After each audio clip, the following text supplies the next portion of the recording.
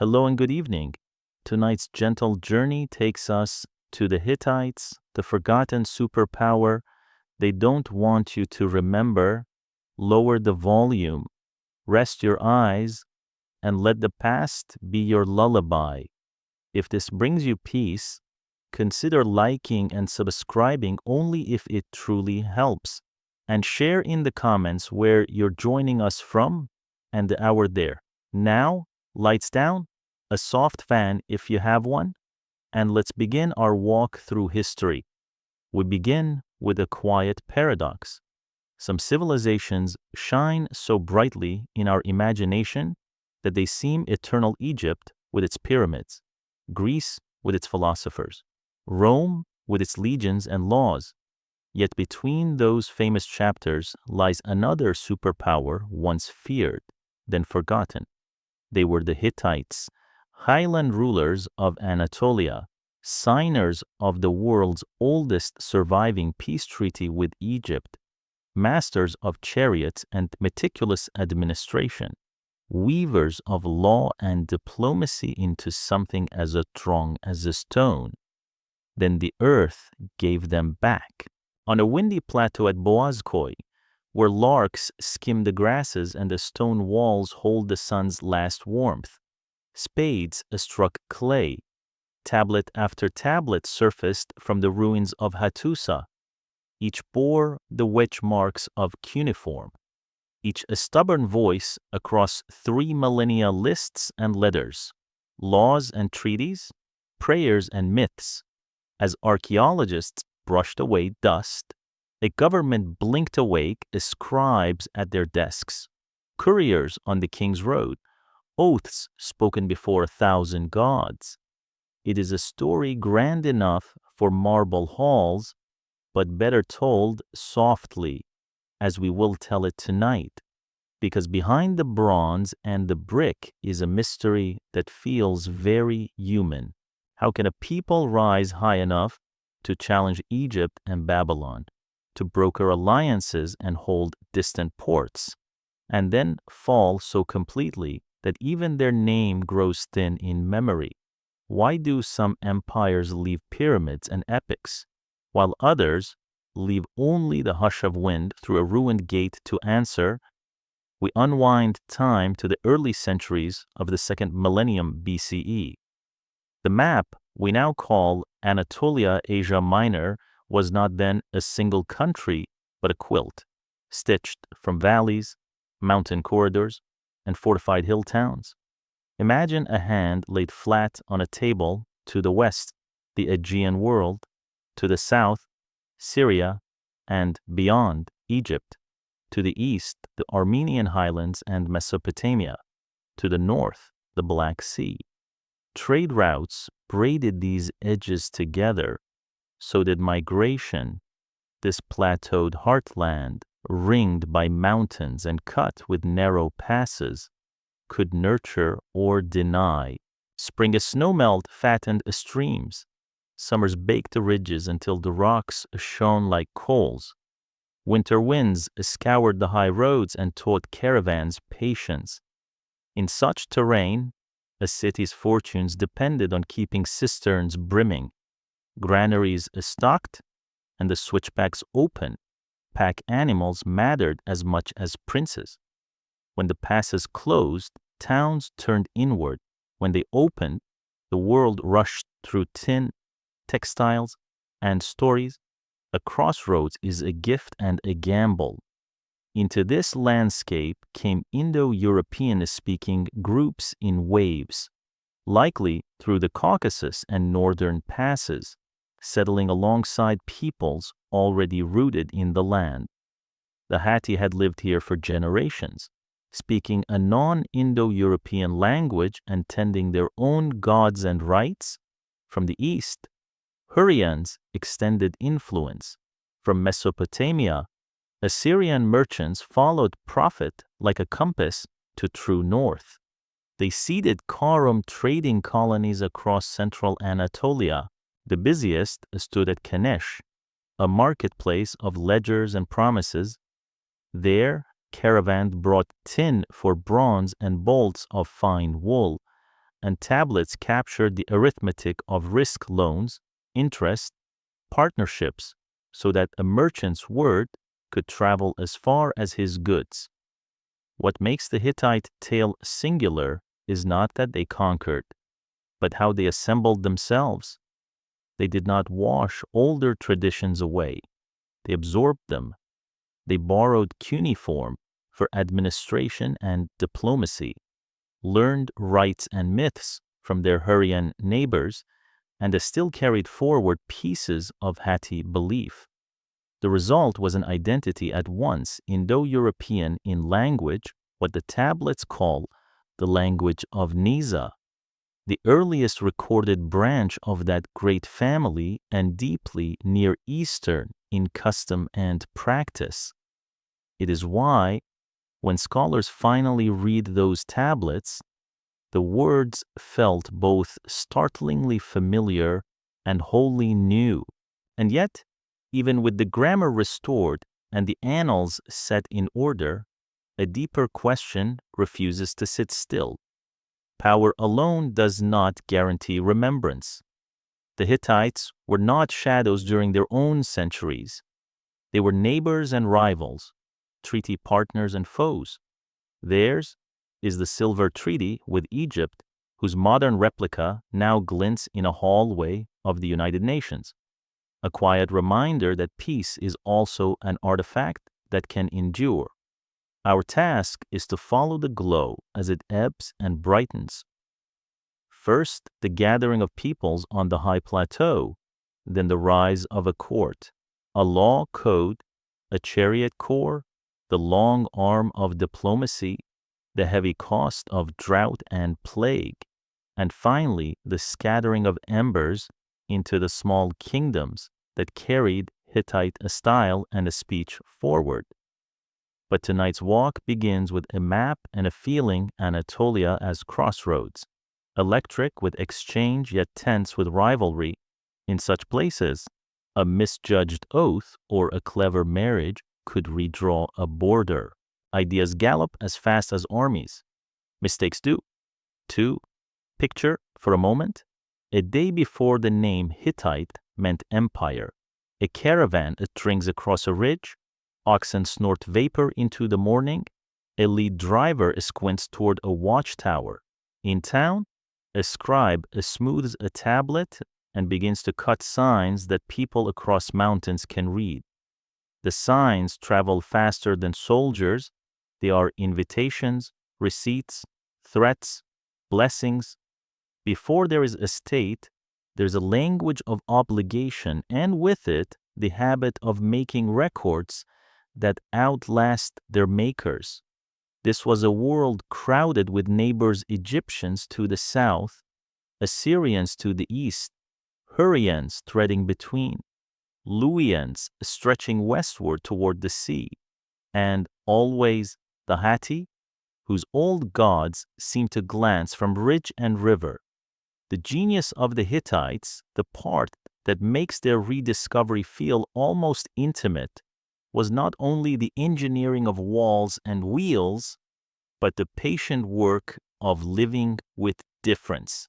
You can feel it in their treaties, where foreign gods are invited to witness, and in their markets and councils, where practical compromises turn rivals into partners.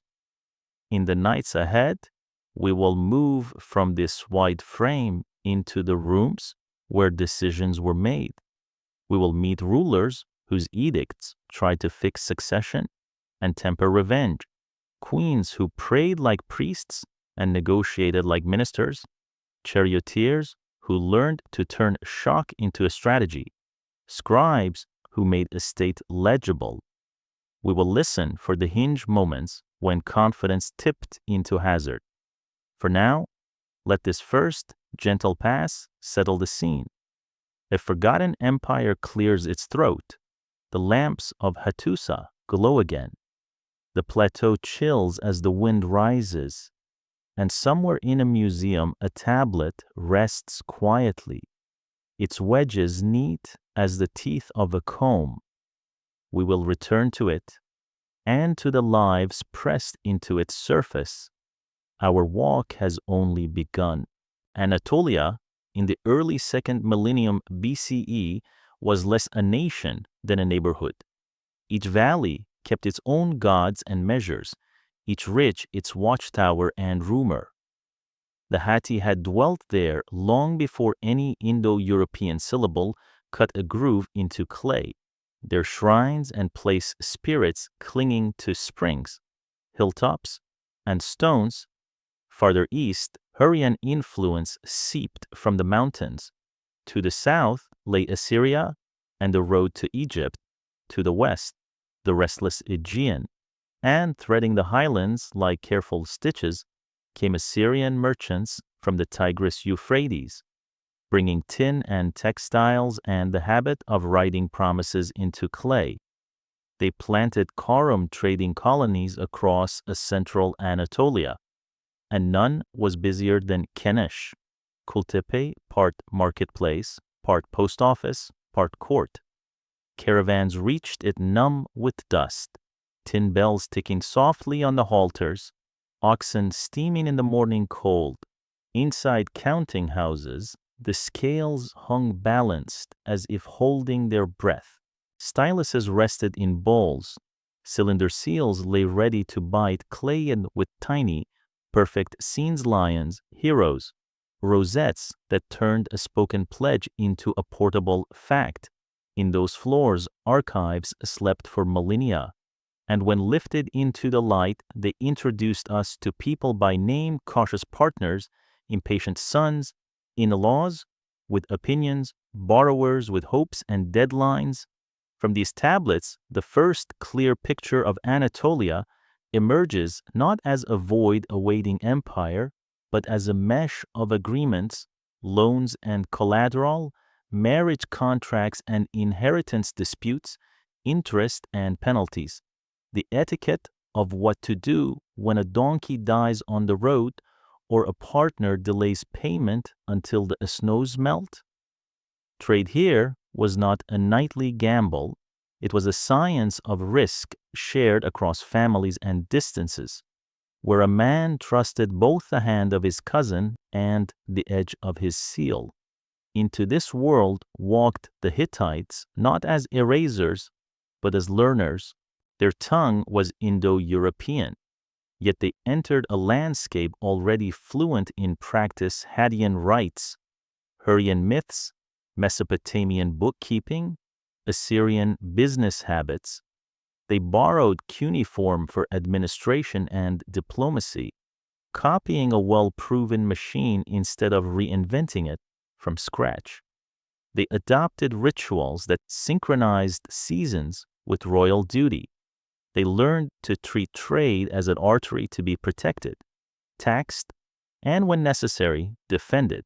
In short, they trained early in the art of living amid difference, where the clever solution is rarely to silence a neighbor and often to sign him.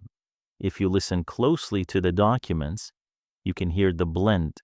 The Hittites themselves called their speech the language of Nisa Nisha, Nisha being another name for Kadesh, tying their origin story to a place already humming with accounts and oaths. When modern scholars finally teased sound from those wedge marks, the words felt like cousins watar near to water, a familiar root beneath a Bronze Age roof. It proved to be the earliest recorded Indo-European language known to us, and yet it lived inside a scribal world shaped by the Near East. That dual life, Indo-European in grammar, Anatolian in habit, would become the signature of Hittite identity. Step with me into a Kadesh counting house at noon. The room is cool. Light lies in sheets across a table dusted smooth. A clerk tests the balance's tongue. A partner's seal rolls its story into damp clay. Here is the routine that makes danger bearable: 2 copies of the tablet, 1 for each chest. Witnesses named, gods invoked, repayment tied to a caravan's safe return. Outside, a boy checks the water skins. A driver squints at the ridgeline. Someone counts the animals one last time, because a single tired ox can cost a week and a friendship. Risk had its own arithmetic. A caravan might pay a toll to pass a fortified gate, hire extra drovers for a river crossing, or accept a penalty clause if the snow closed the pass and the tin arrived late. Partners spread cargo across several trains so one ambush never ruined all. Families hedged. To a sister's dowry advanced as capital. An uncle in Ashur guaranteed a loan. A cousin in Kadesh warehoused bales until prices rose. Even misfortune was itemized: lost animals, broken axles, interest suspended during a storm, because the road forgives no vagueness. Geography trained this temperament. The Anatolian plateau did not pamper like the Nile's flood or the open plains of lower Mesopotamia. It offered passes and saddles, drought and snow, sturdy pasture and a stubborn stone. Wealth came less from guaranteed harvests than from placing your town at a choke point, keeping cisterns full, and keeping roads open. In such a setting, arrogance is overpriced. A city that scorns its neighbor may find its winter convoy stalled for lack of shared labor, or its summer wagons empty for want of a borrowed well. So when the Hittites later drafted their law codes, they were not inventing order from nothing. They were refining habits learned in mixed neighborhoods. When they swore treaties, they called not only on their own gods, but on those of the people across the table. That was not politeness, but strategy. In a many-god world, an oath carries more weight if the other side's deities are watching too. This reflex for inclusion ritual, legal and practical, would become one of their quiet superpowers, letting them administer without constantly burning down temples in their path. Above all, they learned the moral of the stylus memory is infrastructure. A command shouted in a courtyard reaches only so far. A command pressed into clay can travel, be copied, be stored, and be checked. Clay shares authority with those who carry it. It lets a king be present on a road he has never ridden. It lets a deal outlast the day's temper. The Hittites absorbed that lesson until it became instinct. It would shape their army's rations, their succession edicts, their diplomacy with rivals, and their habit of archiving everything from harvest counts to hymns. None of this turns them into saints. They will conquer, and they will be hard when hard is useful. But even their hardness will be organized. Before a spear point flashes, an order has been filed. Before a chariot rolls, fodder has been stacked. Before a treaty is offered, someone has drafted the list of gods who will punish treachery with drought. Their trademark pragmatism begins in places like this, counting houses and caravanserais, long before it strides onto a battlefield. You can feel the Hadean and Hurrian threads in that weave.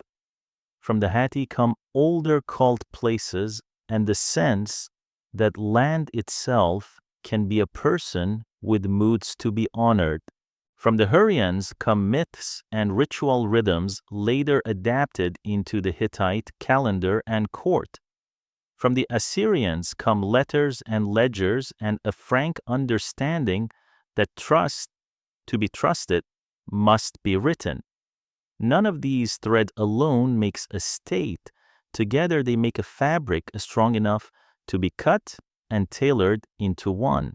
The story will soon narrow to a name Anita of Nesha, who will storm Hattusa and speak a curse he cannot bind, and then history's irony, the descendants who rebuild the very city he forbade. But that belongs to our next step. For now, hold Kadesh in your mind, the scales, the stylus, the double-copied tablet, the caravan easing out at dusk to spare the animals the day's heat. Hold the plateau, its switchbacks, and stony ribs, its winters that make neighbors into allies, and its summers that punish the proud. The empire to come is already whispering in these rooms, and perhaps this is why rediscovery felt like a miracle. What rose from the earth was not only king's boasts, but the small machinery of daily life, the memos, lists, apologies, and reminders by which a society thinks out loud. We do not meet an abstraction called empire. We meet clerks and partners, in-laws and debtors, people bargaining, blessing, and keeping a score. When the Hittites later step onto the big stage, chariots, treaties, queens, and plagues, you will recognize them. You have already visited the rooms where they learned how to live together long enough to build a state.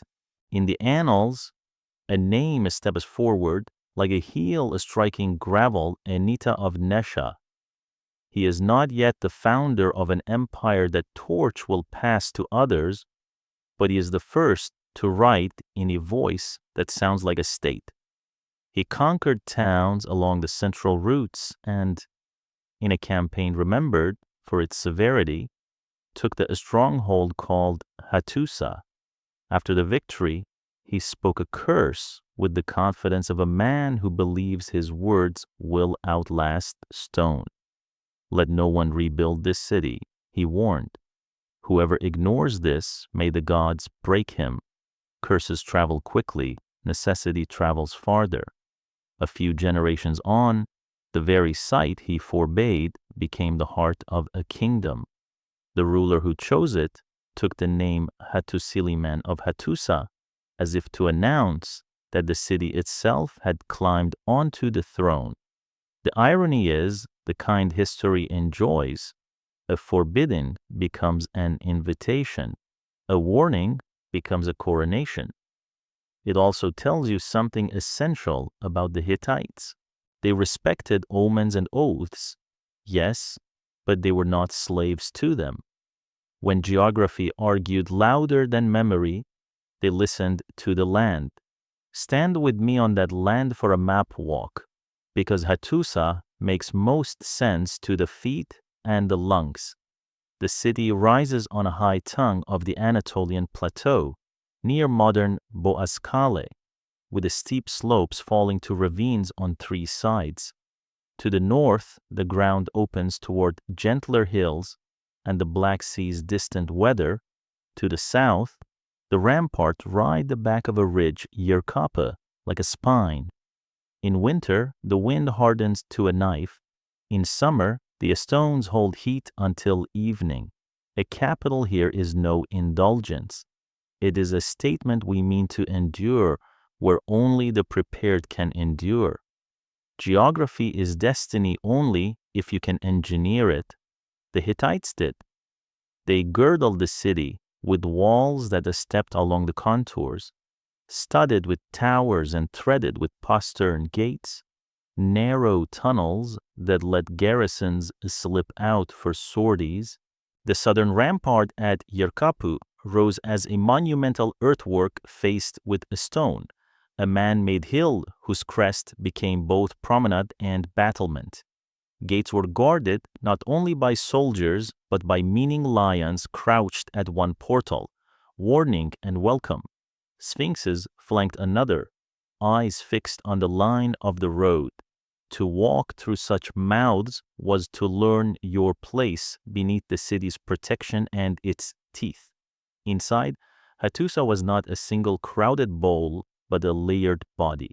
The lower city held broad spaces and the great temple quarter, where courtyards gathered priests, scribes, and supplicants beneath the open sky. The upper city stepped upward toward the citadel on Buyukale, the big castle where the royal compound and archives would grow. Between and around ran a streets that followed the grain of the rock, granaries laid out like lungs to breathe grain in and out with the seasons, and workshops where metal and memory were made smithies and script rooms, both turning heat and pressure into tools that kept order. Water is always the quiet tyrant of a highland city.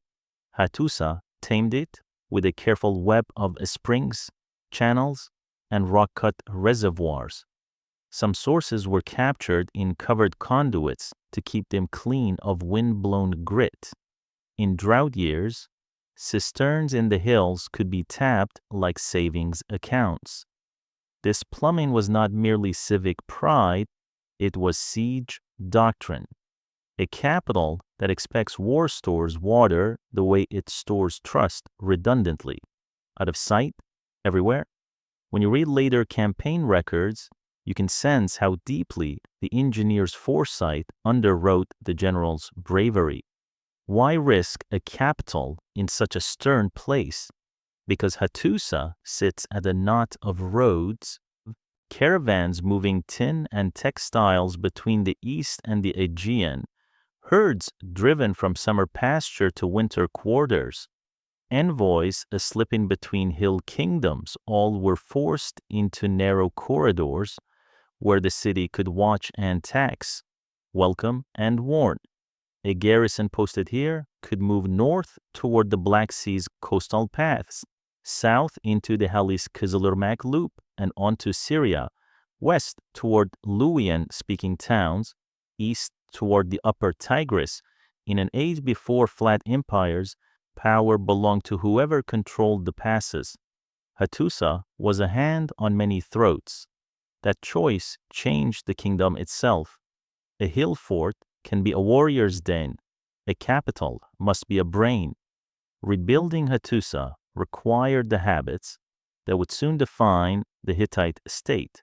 Surveyors setting out walls, scribes logging labor and stone deliveries, priests negotiating with local cults. So work did not outrage the land's older loyalties. Commanders calculating where to quarter troops and where to cache supplies. The very tasks of making a capital trained the government to do more than win battles. It trained them to sustain victory with lists, storehouses, and law. Picture a day during the rebuilding. Dawn spills cold across the ridge. On the southern earthwork, crews push up baskets of rubble. Masons key in facing stones that sip morning warmth. By the lion gate, sculptors block out the curve of a paw. A boy brings water, careful not to splash the clay maquette. In a yard near the lower city, a scribe checks a delivery tablet against stacked timbers. The carpenter who signed it watches, impatient and proud. Up on Bukal, a captain spreads a map on a rough table, leather stretched flat and pricked with pins to trace the patrol routes that will braid through the new streets. And somewhere, in a small chamber with a single window, a ritualist rehearses words meant to bend a curse. Anita's warning cannot simply be ignored. It must be answered. So the king sponsors rites that honor the gods of the Hatti and the gods of his own house, binding the city's past to its future. Part of Hittite genius lies here when faced with a contradiction between omen and advantage. They sought ceremony that could make obedience and practicality coincide. They did not mock the gods, they invited more witnesses. The political calculus matched the spiritual. Making Hattusa the capital also made a claim on the Hatti heartland, reassuring local elites that their shrines and fields were now at the kingdom's center, not its edge. It sent a message to rivals in Syria, and along the Aegean coast, the highlanders had a home base that could not be starved of courage or water, and internally, it served as a governor on ambition. A king who rules from a rugged city must plan. A court that walks its steep streets cannot forget how quickly winter comes. From this perch, the Hittite estate began to look outward with discipline.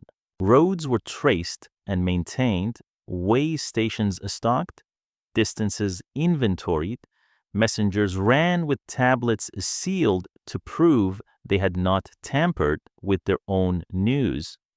Garrison towns learned their rotation of duty to the capital, and the capital learned to send back something better than orders' predictable payment.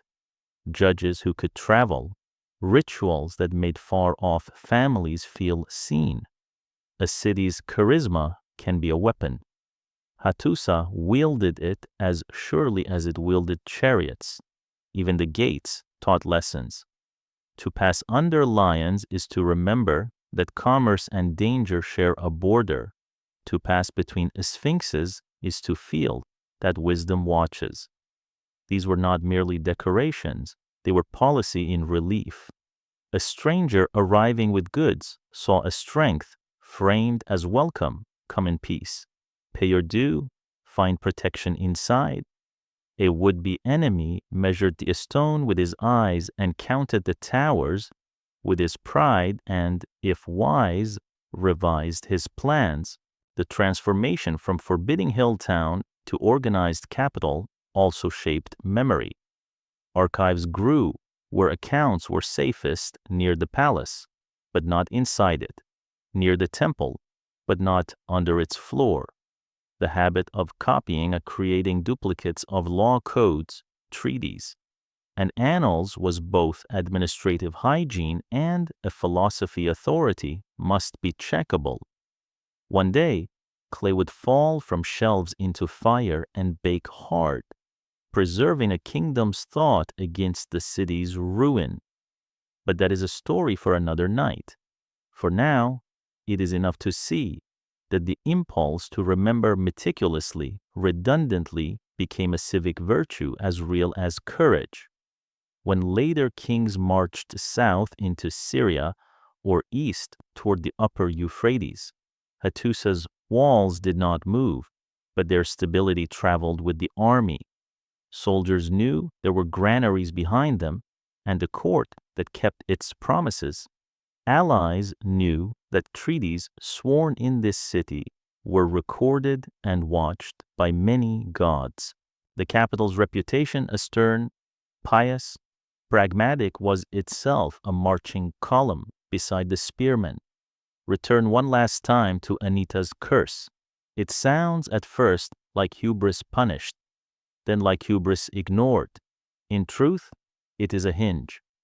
The early world of raiding hill kings spoke in curses because their power evaporated when they rode away. The new world of estates spoke in plans, in walls set along contours, in water led safely to jars, in archives that could outlast a reign. To rebuild Hattusa was to shift from words meant to frighten successors to institutions meant to guide them. The city, with its teeth of a stone and memory of clay, made that shift tangible. By dusk, the wind lifts along the ridge and the gates darken to silhouettes. Torches begin to ladder up Kikkuli. From the road below, a caravan sees the glow and breathes easier. From a distant hill, a watcher counts towers and knows precisely what kind of neighbor he faces. The curse has been answered not with defiance alone, but with design. The Hittite estate has found its heart, and the heart has found its walls. Power begins in the forge long before it shouts on the plain.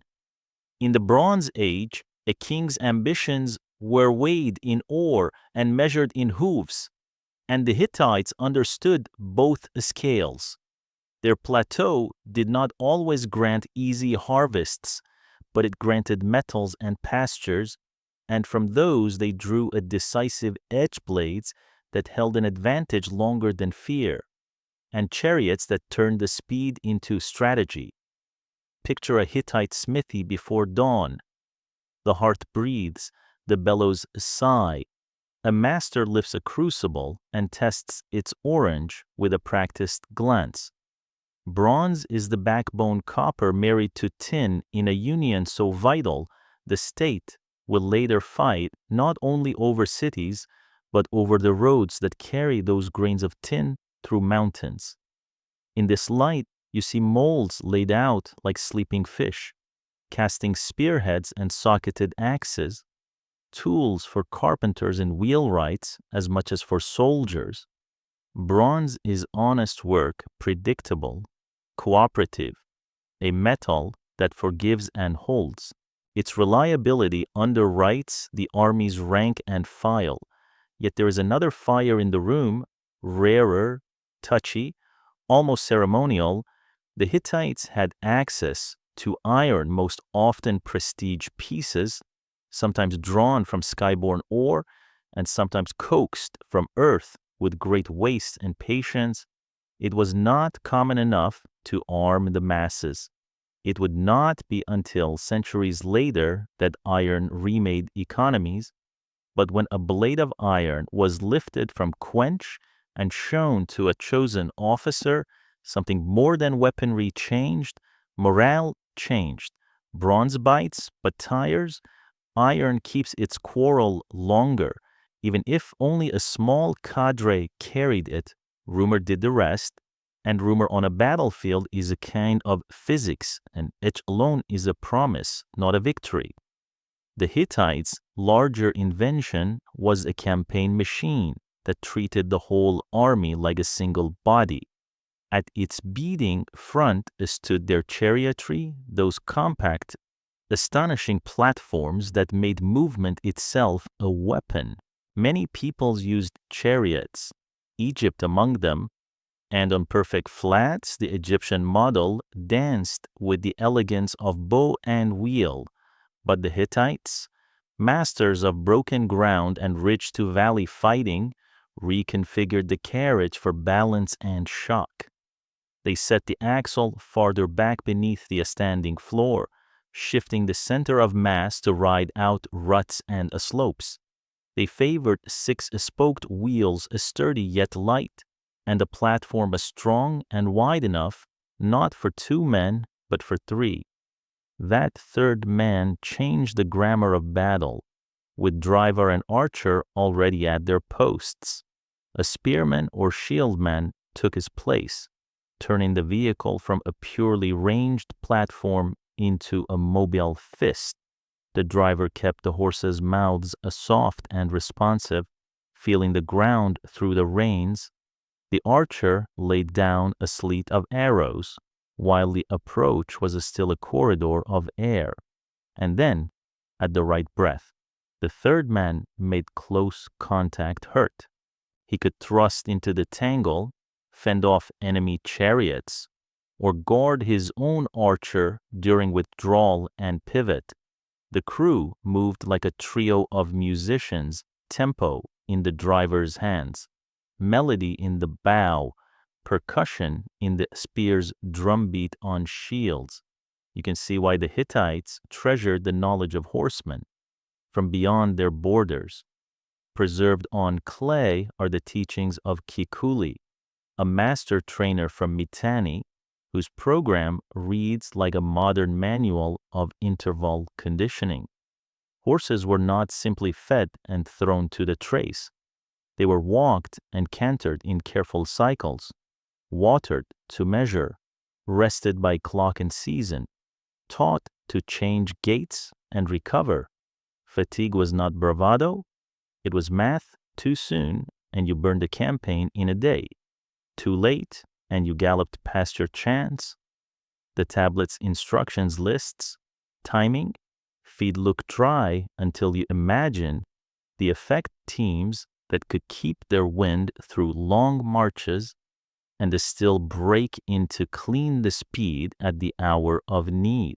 Now set the scene where the Hittites liked it least, for their enemies a valley mouth or a broad saddle, with room enough to form and not enough to flee. The air is a tremble of hooves long before the first crest appears. When the sun finally catches the wheel rims, it does so not on a few showpieces, but on a column, depth behind brightness.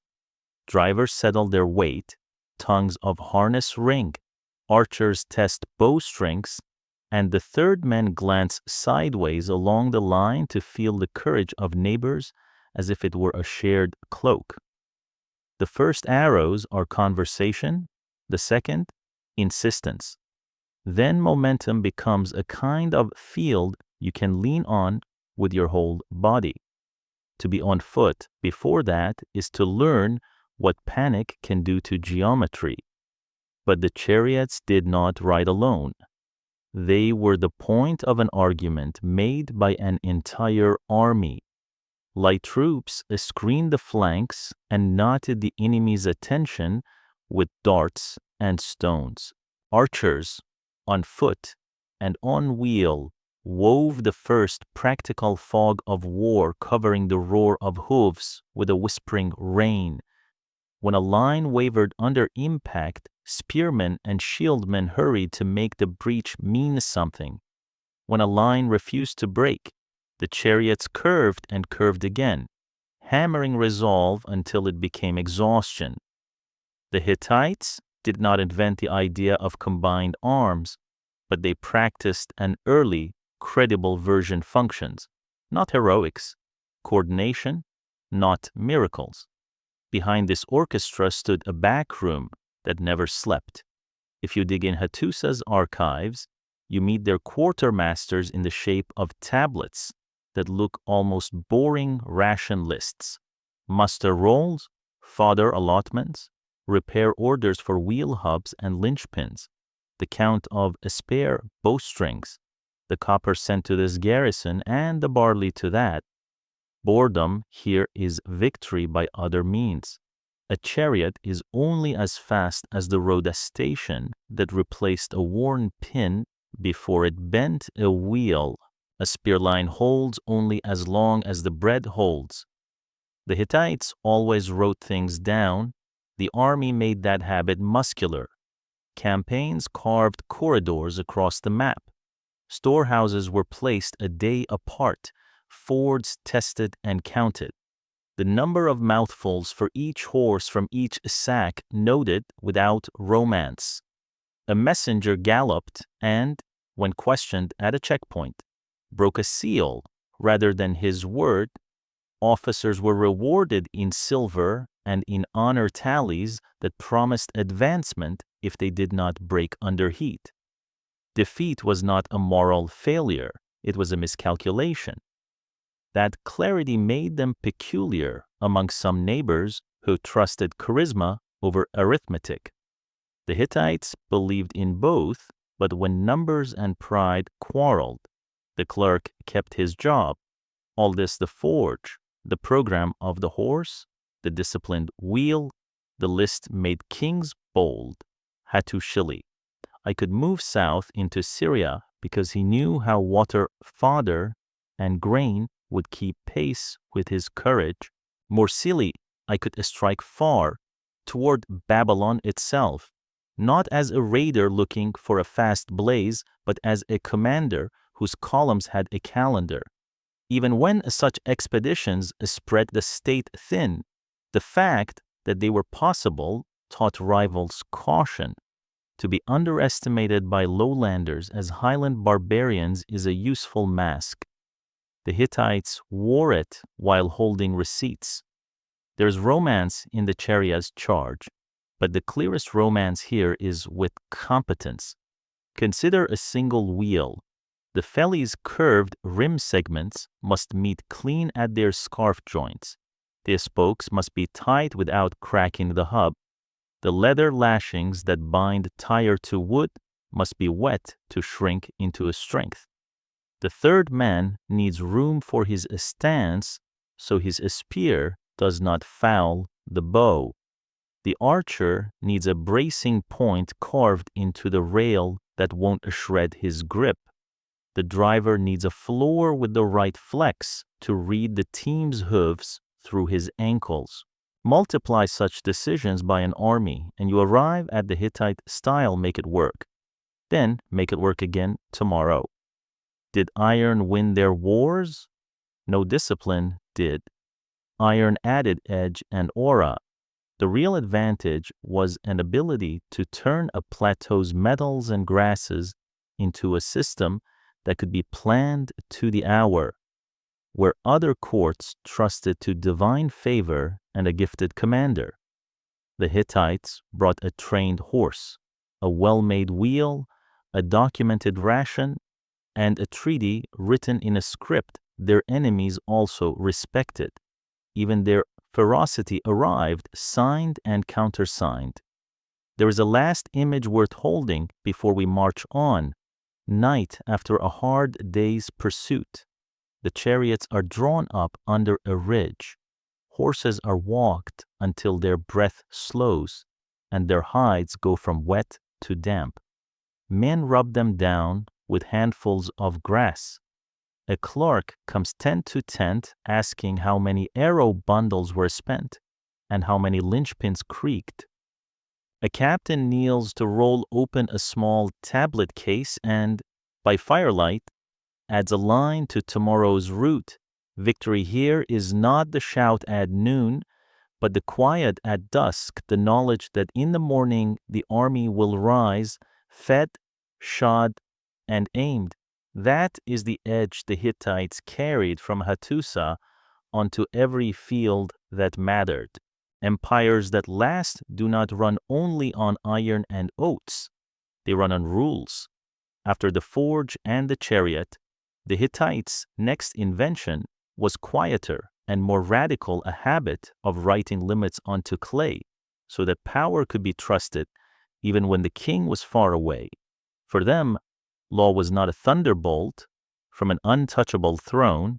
It was a toolkit assembled from custom, compromise, and a clear sense of what breaks a community and what mends it. Picture a courtyard in Hattusa on a summer morning, stones still cool underfoot. Two farmers stand before a judge who a stylus rests like a reed between his fingers. In the night, one man's ox strayed into the other's field and trampled a strip of barley. In the scuffle, a hired boy took a horn to the thigh and will limp through the harvest. The complainant wants justice, a word that tastes like iron. The judge wants something else, continuity. He reaches for the tablets. There it is, cut in a steady wedges, compensation measured not in severed limbs, but in silver grain or replacement beast, plus care for the injured boy until he can walk behind a plow. The decision is not lenient, it is deliberate. Fields must be sown next week. Bread must exist next month. The law's first duty is to keep the village from bleeding itself dry over a single mishap. This is the tone running through Hittite law, where Hammurabi's Babylon often answered with the cold symmetry of an eye for an eye. The Hittite code preferred restitution money, livestock, labor over retribution, especially in the daily frictions of fields and fences. That did not mean anything goes. Certain acts, understood to tear the fabric of life itself, were punished without a softness, incest, and bestiality. For example, drew penalties as hard as stone, and the code did not blush to name them. But the great mass of cases that make a society grind or thrive, property damage, injuries, lost animals, broken contracts, were resolved in ways that returned tools to hands and hands to work. The code reached into the ordinary and held it steady. It mapped boundaries and inheritance so brothers did not knife each other over a terrace. It set out penalties for theft that allowed restitution without sparking vendettas between households. It regulated marriage, dowry, and divorce with an eye to dignity and order. attempting to resolve domestic wounds before they widened into feuds. If a man's ox gored another's, if a cart failed because of shoddy work, if a neighbor's careless fire licked your storage yard. The tablets had a clause.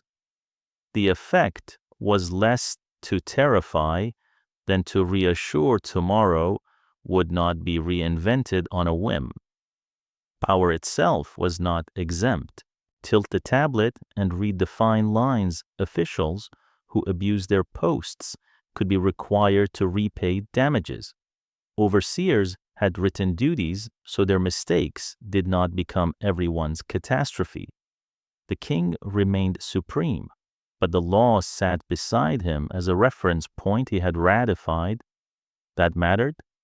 When a petitioner, a provincial governor, or a rival noble could point to a clause, even a thin break existed on dangerous spontaneity, the message was not the king is weak, but the king is bound to what he proclaimed, and in that bond lay a measure of safety.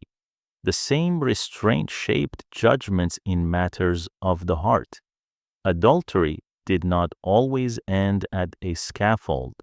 Sometimes the settlement was a fine, sometimes an agreement between husband and wife under the eyes of witnesses, sometimes a ritual satisfaction that allowed honor to be mended without bodies on the ground.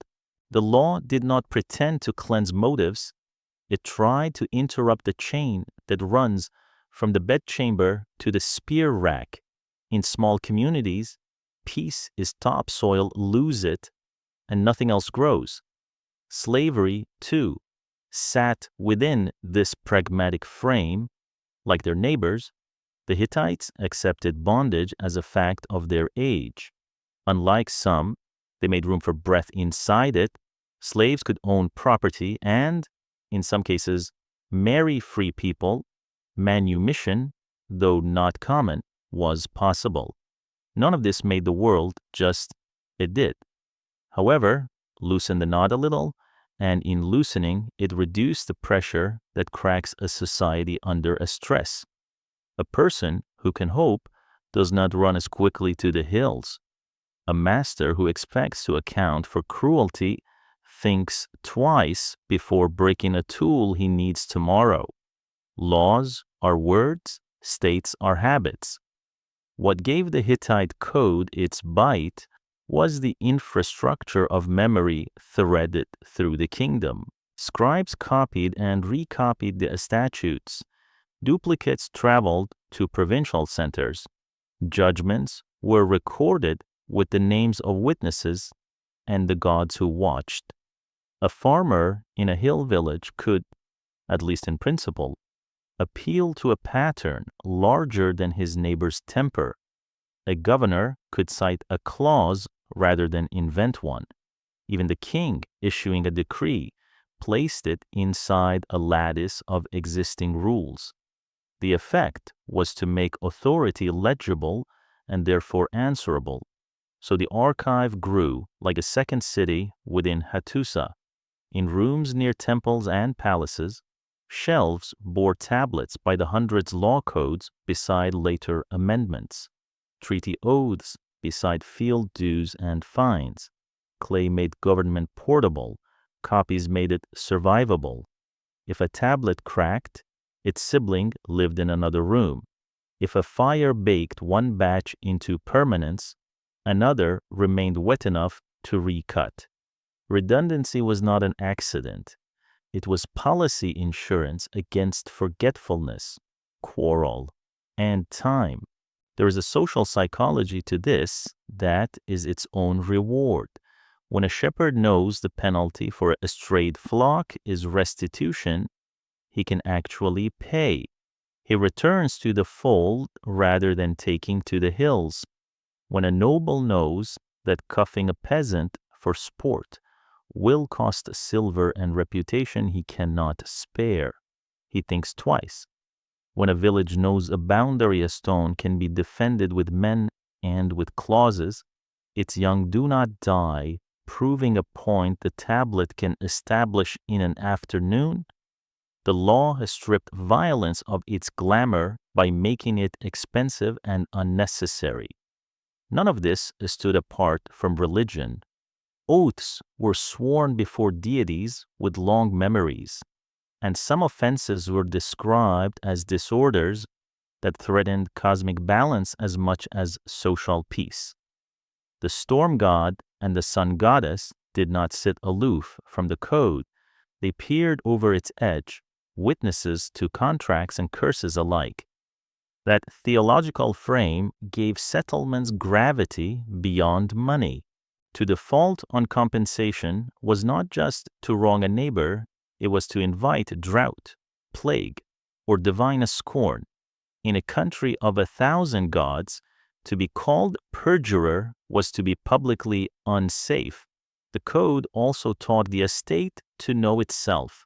To write a rule is to admit both the capacity to enforce it and the duty to hear exceptions. Hittite clauses are pocked with ifs and buts that suggest real cases argued by real people if the ox is a loner, if the cart belonged to a temple, if the injury occurred at night, if the offender is a soldier in season. That is not scholastic hair splitting. It is the recognition that life is a specific, and that only specific justice can bind a multi-ethnic empire to a single court. Of course, the ladder remained steep. The king and queen stood at its top. Nobles held privileges. Soldiers ate before scribes. The burdens of labor fell heaviest on the poor and the enslaved. But the presence of a shared text, taught, copied, cited, meant the rungs could be counted. In crisis, counting matters. People do not need a perfect world to stand up for it. They need the conviction that tomorrow will not be reinvented against them. The Hittite law promised, however imperfectly, that yesterday's rule would hold today. There is a final, practical beauty to this legal mind, its refusal to confuse punishment with repair. A hand removed cannot harvest barley. A widow created cannot fill a granary. A feud fed is a fire that burns the house that hosts it. By choosing compensation where possible, by cooling the king's temper with the chill of clauses, by archiving judgments so they did not have to be relitigated with every bruise, the Hittites made their state less brittle. Every spared worker, every returned ox, every marriage patched instead of shattered was not a softness. It was a strategy. Now walk out of that mourning courtyard. The judge presses a seal into damp clay and hands a copy to each man. The injured boy leans on his father. The owner leads the ox with a new rope. The scribe slides the court's duplicate into a row of dates and names small slices of days when something went wrong and a community chose to go on anyway. Hattusa's walls are famous. Its chariots thunder in legend. But it is this quieter sound, the scratch of a stylus setting limits, that made an empire governable. Tomorrow the army may muster. Tonight the village returns to sowing, with faith that the same law will meet them at dusk. They called their realm the land of 1,000 gods, and the phrase was less boast than blueprint.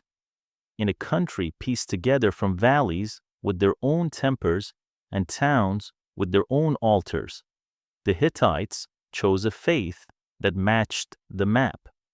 They did not sweep older deities away with the broom of conquest. They opened the doors of their own temples and let the neighbor's gods come in. To rule a crossroads, you must also worship like a crossroads. And so their pantheon grew not by pruning, but by graft. Imagine the approach to a Hittite sanctuary at dusk.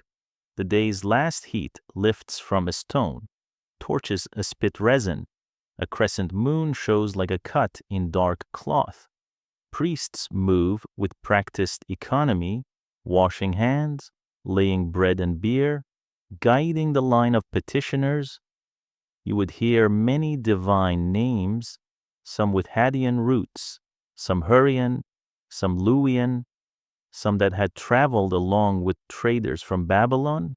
The Hittite solution to variety was not to declare it illusion, but to arrange it different faces of a storm and sun, of field and mountain, gathered beneath a single estate canopy. The empire's political art binding peoples, without unmaking them, shone first at the altar. At the center of this constellation stood two lights, the storm god, Tarhana to the Hittites and often equated with the Hurrian Teshu, was king of weather and battle, the arm that held the thunder and the will that broke a siege. Beside him stood the sun goddess of Arena, bright not only with light but with order and justice, the warmth that ripens grapes and the clarity that settles oaths. When rains came on time and granaries filled, you could say the two were walking in step. When drought cracked the fields and lawsuits multiplied, you could say they had turned their faces away. Their myths were not mere entertainments. They were case law for the cosmos. In the tale of Telepinu, the youthful god of agriculture, whose anger drove him into hiding the world, withers as if a hand has been removed from the loom cows, abandoned calves. Bread fails. People grow small with hunger. Only when he is found and soothed does fertility return. The story taught more than weather. It taught the duty of a king: be present, be temperate, return when called, or the land will suffer for your mood. Another cycle told of Iluyanka, the great serpent dragon of chaos. The storm god battles him, is beaten, regroups with wit and allies, and at last triumphs. The pattern is as old as humanity's fear of flood and disorder, and as wide as the Indo-European sky cousin to Zeus and Typhon, to Indra and Vertra, to any ruler who must defeat what coils around the fields. Now climb, with lamps, to Yazılıkaya inscribed rock, the open-air sanctuary carved just beyond Hattusa's walls. By day, its reliefs are measured and cool. By torchlight, they stir. On the living faces of the cliffs, the gods process in long, deliberate lines 12 underworld deities with horned crowns, weather gods with boots lifted mid-stride, goddesses in layered skirts, sacred mountains and rivers personified as beings who could listen and remember. In the central panel, the Hittite king appears embraced by divinity, small before them and yet attended. The art carries a clear argument: the court is legitimate because it stands inside a cosmos that has made room for it. Some scholars see a calendar here, groups of deities set in patterns that mirror the turn of month and season, as if the stones themselves kept time for the empire. Whether or not a sanctuary marked the heavens with precision, it surely disciplined the year with ritual: when to plant, when to pray, when to invest a king, when to fast, when to feast. Yazılıkaya etched those answers into rock. Treaties bore the same logic. Every covenant with a vassal or a rival power ended by inviting the gods to witness, not only the Hittite gods, but the partner's own. A list of divine names runs like a chorus if you break this oath. May these forces take note and withdraw their gifts. A treaty without a witness is only a handshake. A treaty watched by a storm in the sun is a public hazard to break. Thus theology buttressed diplomacy. A scribe could copy a clause, a priest could copy as gravity into a man's bones. Religion here was not a separate department. It breathed through law, war, and ceremony. Festivals choreographed rural labor with urban awe. In spring, a rite might enact the first plowing with hymns that recalled Telepinu's return, as if singing itself could coax sap up stems. In summer, processions carried divine statues to visit allied shrines, stitching towns to the capital with shared songs. In autumn, granaries were blessed with the solemnity of a court verdict. After plague or drought, the king donned priestly roles to cleanse fault, confessing inherited sins if needed, because the office of rule included the duty to reset cosmic balance. When you imagine Hittite power, do not picture only a throne between spears. Picture a throne between altars. One figure embodies this fusion, Queen Puduhepa of the 13th century BCE. Before marriage, she had served as a priestess of the Hurrian sun goddess. As queen beside Hattusa III, she kept the liturgical mind and extended it to policy. She organized the pantheon, merging overlapping divine identities so 1,000 gods did not become 1,000 confusions. She reviewed and standardized rituals, making sure the empire's prayer matched its map. And she wrote to Ramesses II of Egypt, to allied and rival courts, her letters confident, warm, strategic. In those exchanges, she invoked deities as co-witnesses and peacemakers, linking the Silver Treaty's practical clauses to a choir of watching powers. Puduhepa shows us what Hittite sovereignty looked like at its most composed, half archive, half altar, wholly aware that lasting agreements need both ink and incense. If this sounds pragmatic, it was. The Hittites understood that conquering a city's walls without courting its god is an invitation to permanent rebellion. Let a community see its deity paraded in the capital with honor, its rites preserved and funded, its festivals placed on the imperial calendar, and resistance cools into participation. Faith became the empire's gentle garrison, a way to hold cities with processions instead of patrols. In a land where mountains divide, gods unite. The oath that travels with a merchant's caravan may be as steadying as the soldiers who watch the pass. Yet there was ardor, too. Hymns survive that praise the storm god's might with the rhythm of hooves. Laments survive that beg the sun goddess to look kindly on a city whose bread has failed. Rituals of atonement read like carefully staged dramas. A symbol of sin is carried away, a goat, a loaf, a figurine, so that the common fear can be given a handle and removed from the room. The priest's choreography is practical psychology as well as piety. People sleep easier when a bad year has been named and dismissed. The temples themselves worked as ministries. Storehouses attached to sanctuaries kept grain moving when markets stalled. Herds dedicated to gods provided meat for festivals and rations for garrisons. Workshops attached to shrines cast metal and stitched garments for both cult and court. To worship in Hattusa was to participate in a supply chain. In turn, the state endowed temples with fields and labor, folding them into the economy as reliably as any garrison town or caravan ostap. Religion here is not air above life, it is the road and the ledger, the song and the seal. Critics might say such syncretism smudges truth. The Hittite reply cut into clay, carved into rock, was that unity does not require sameness. A god of a mountain and a god of a harvest can share a procession without losing their faces.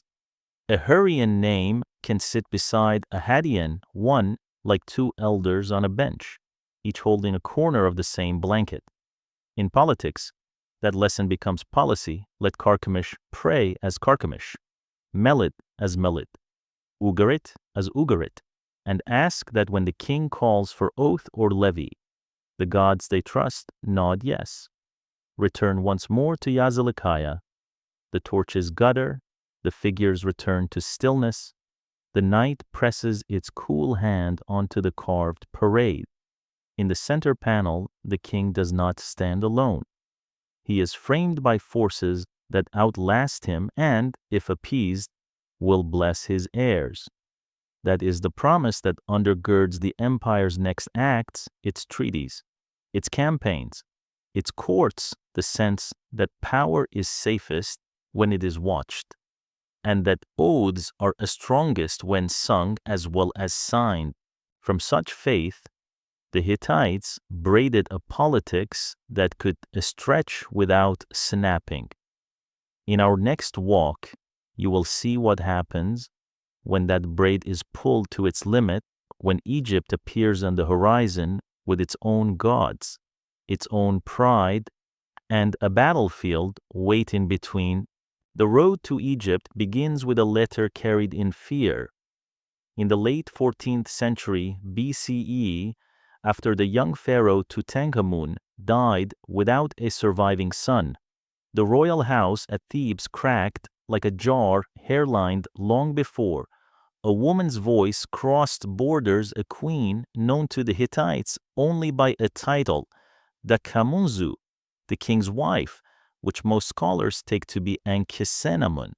Her message to the Hittite court broke every rule of Egyptian pride. She would not marry a subject, she wrote. Send me a son, I will make him king.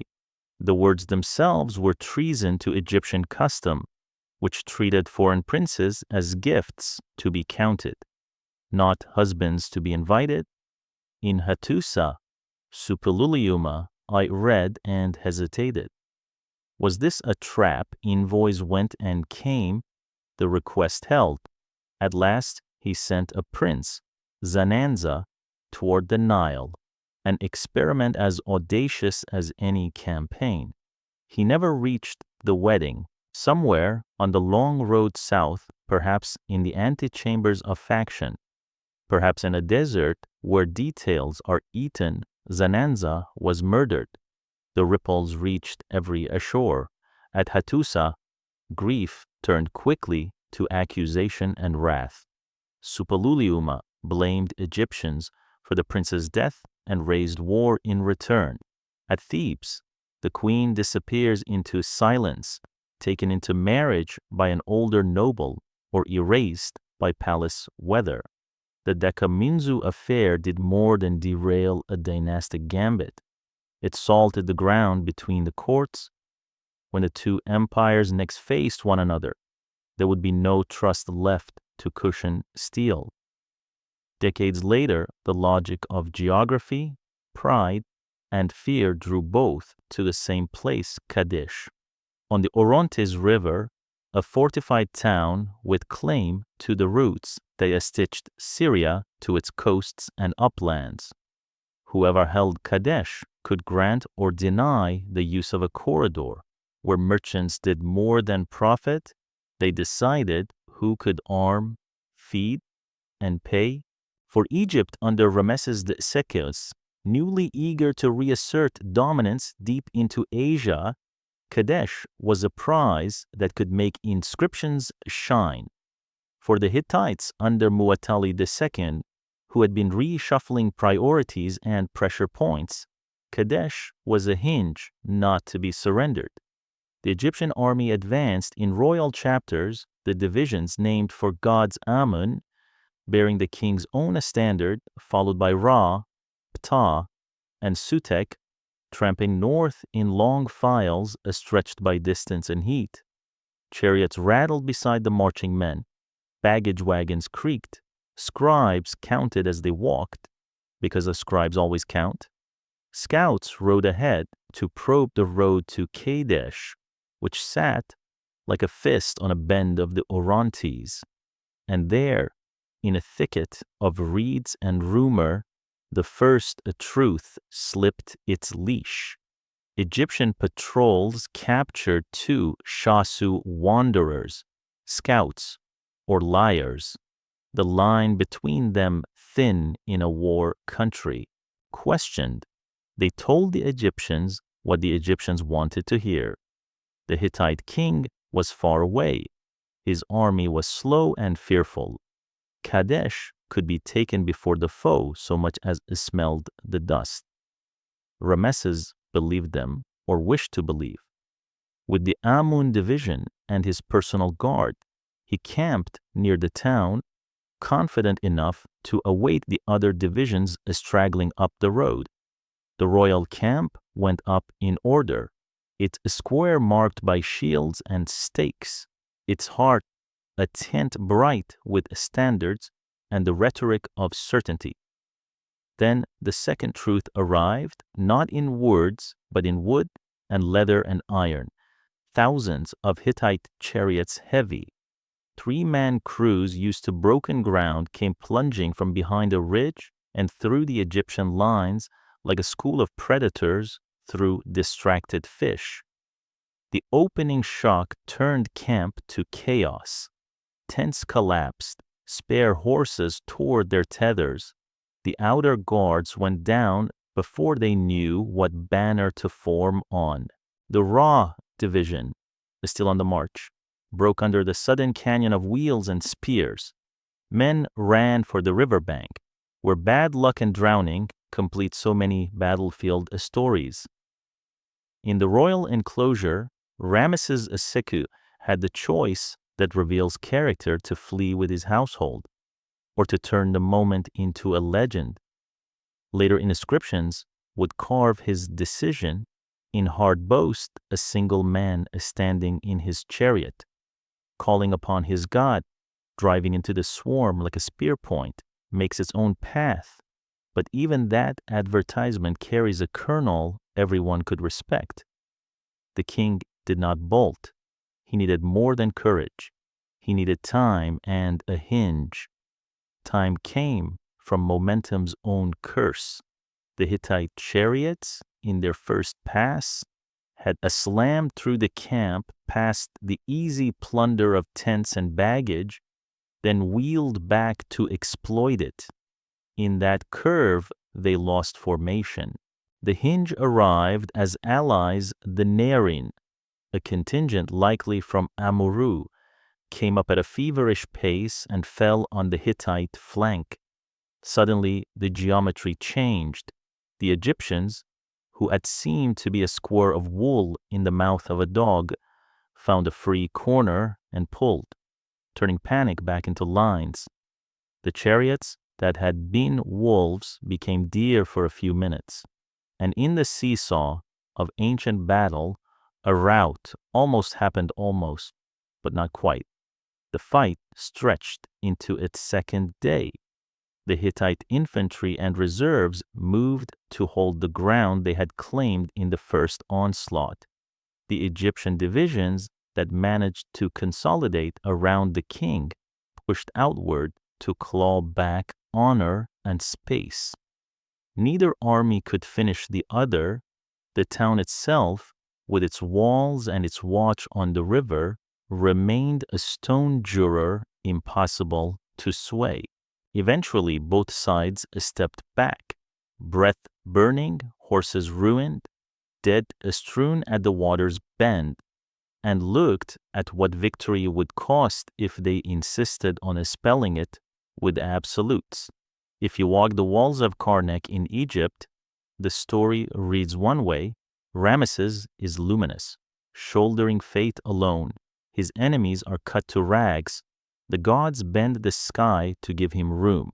If you read the Hittite account, the story keeps its first success: the ambush, the broken Ra division, the looting of tents, and then closes its palm on the town Kadesh held.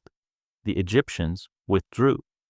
Between them stands a modern historian, shaking the head of anyone who will listen and saying, gently, both are inscriptions, not photographs. The likely truth is a draw made less than equal by propaganda. Egypt saved face and army. Hatti kept Kadesh and its pride. Each king fed his capital the meal it needed, the stone that boasts in Luxor and the clay that reasons in Hattusa are both true to the men who ordered them. What matters more than the verdict is the audition. Kadesh was the stage on which the Hittites proved parity with Egypt in open field and grand strategy. The heavy chariot arm and the capacity to time a blow to an enemy's overreach were no longer rumors. Egypt learned at cost that the highland state it had once taken for a confederation of ambitious chiefs was a trained power with discipline to match courage. The Hittites learned at cost that Egypt's resilience under a charismatic king and within a deep tradition of field organization could not be flattened with a single ambush. Respect, that hard alloy, was forged in the heat. The battle also taught lessons in the handling of information. The two Shasu, with their sweet news, stand forever in the footnotes of intelligence failure. Rameses, smarting from the first disaster, later made a point of beating and questioning new captives before trusting their words. His texts linger on the theme with the zeal of a man who will not be fooled twice. The Hittites, for their part, learned a caution against pressing victory into disorder. A chariot charge is a lightning strike, not an occupation plan. Both courts wrote their lessons into the air as boast. Both wrote them into practice as policy. There's one more layer to the story that slips between the lines of boast. Kadesh exhausted everyone. It burned horses, mangled wheels, emptied quivers, and turned divisions into lists that had to be rebuilt with boys who did not yet know the tune of war. Behind the drama of the king's bravery and the ambush's cunning is the exhale of two bureaucracies looking at their ledgers and realizing that more of this would break them. The next time the two empires met across a table, the voice of the quartermaster would sit, silent but heavy, beside the priests and the generals. Not all victories are on the day. Some are the decision not to spend another one like it. Step back from the river now. In your mind, the Orontes is quiet again. Fish knows the reeds where chariots once churned. A strip of broken cuirass glints on a bank the sun has forgiven.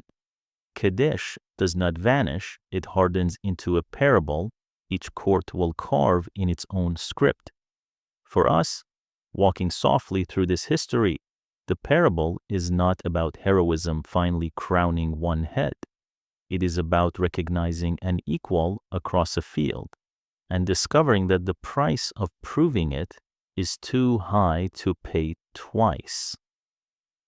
In the next part of our long night, the two powers will slowly trade bronze thunder for silver words.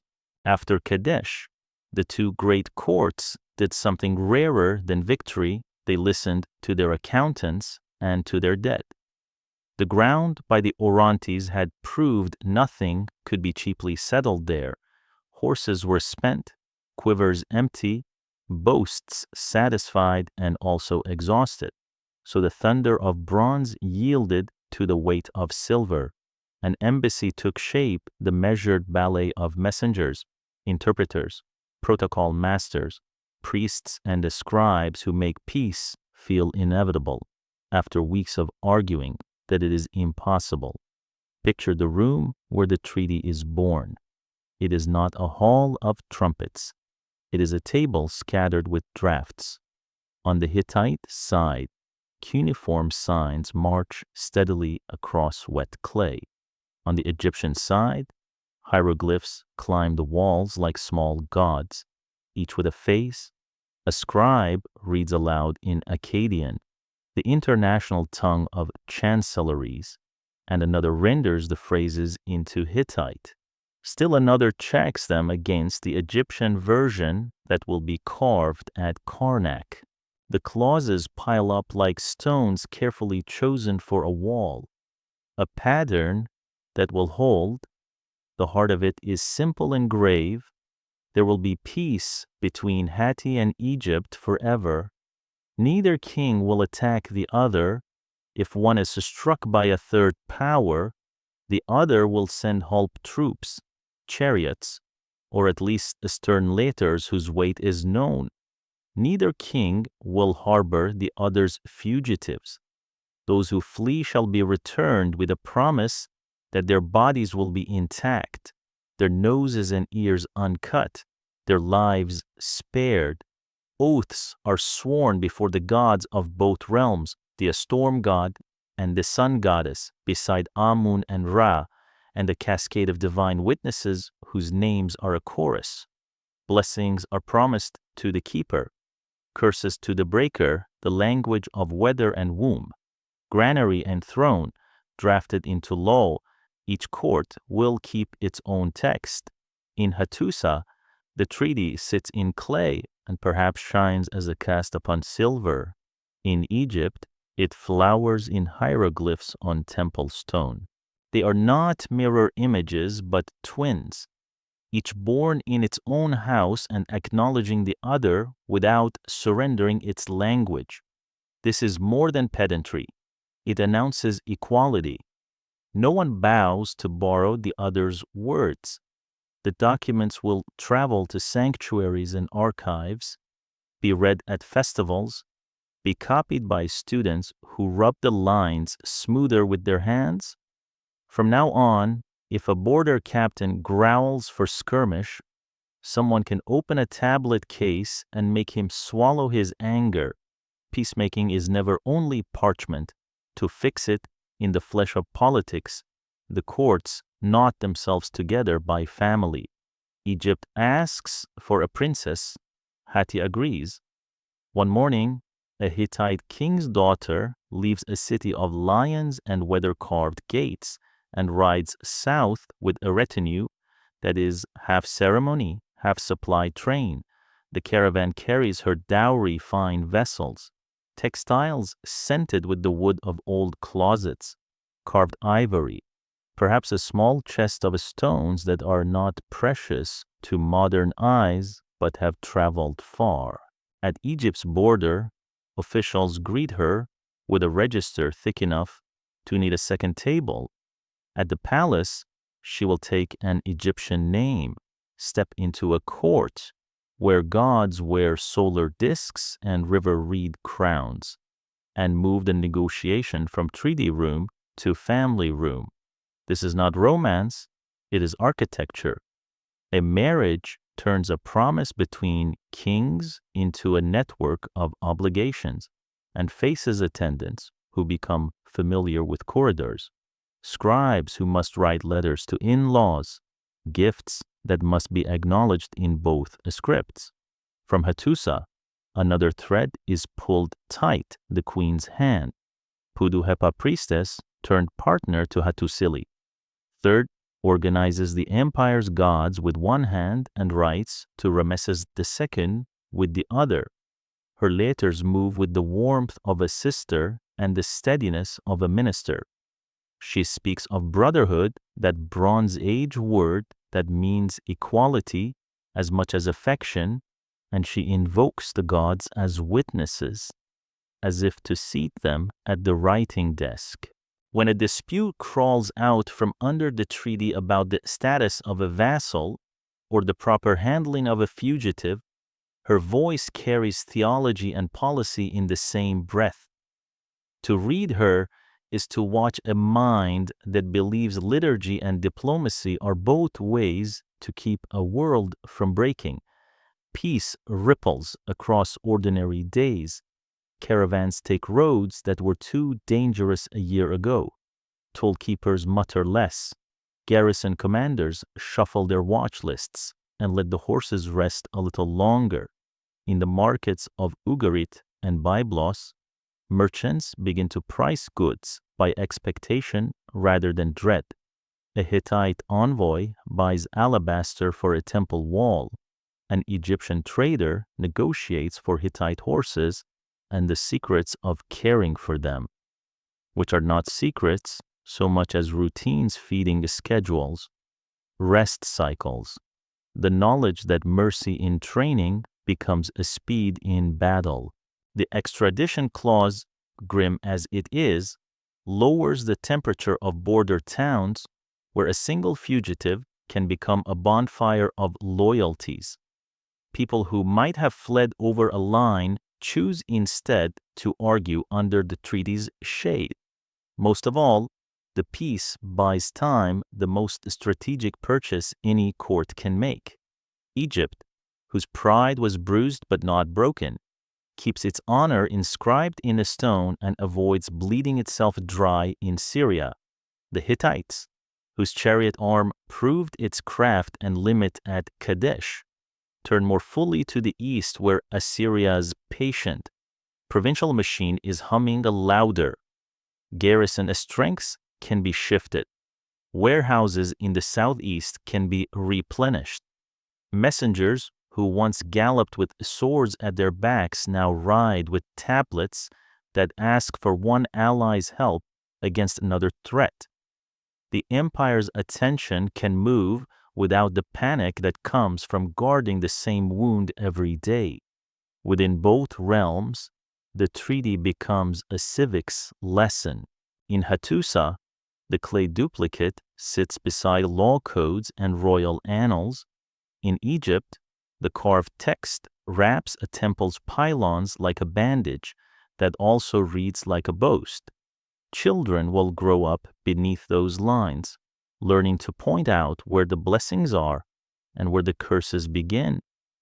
They will be told that once two kings met without meeting, and because of that restraint, their parents slept easier. The word forever is the common lie of treaties and the necessary hope of citizens. It is enough, for a time, that the hope is credible. The Hittites do not stop being themselves under peace. Their diplomacy remains pious without being naive. Treaties continue to summon gods as witnesses because written words travel farther and stand firmer when someone believes the sky cares. Their bureaucracy continues to note every transfer of grain, every tally of remounts, every gift exchanged across courts, because memory is still infrastructure. Their royal house continues to cultivate marriages and letters as carefully as it tends, armories and studs chariot wheels, because affection, real or acted, sometimes moves stubborn borders a hand's breadth.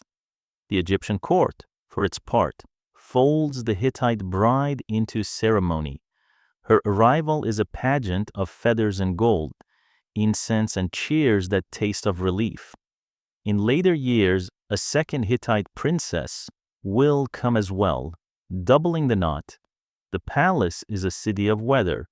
There are warm days when the sisters of the court laugh over songs, and cooler days when the foreigners lean together in private. There is a child who takes both households' names into a single mouth.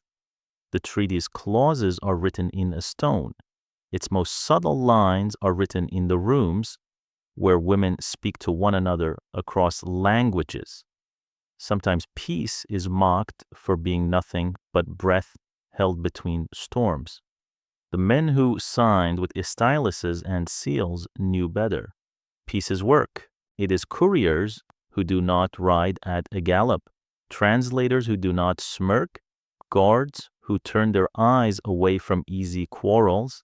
It is a king who answers a letter with a bowl of figs and a promise instead of a raid. It is a queen who reminds him that oaths sworn before a sun goddess and a storm god are not fog. They are the bright edge of safety. It is artisans casting the treaty in silver so that a sheen stands for permanence, even as everyone knows silver tarnishes and must be polished again. Peace is not a miracle, it is maintenance. Hold the finished treaty in your mind, the soft give of clay when a seal is pressed, the gleam of metal, the hieroglyphs marching in public where everyone can see them.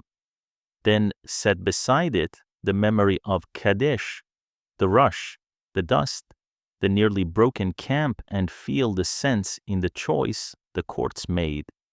They did not abandon pride, they domesticated it, they taught it to sit on a shelf and guard a door instead of bolt down a road, and in the space they made, roads filled not with chariots, but with caravans and letters.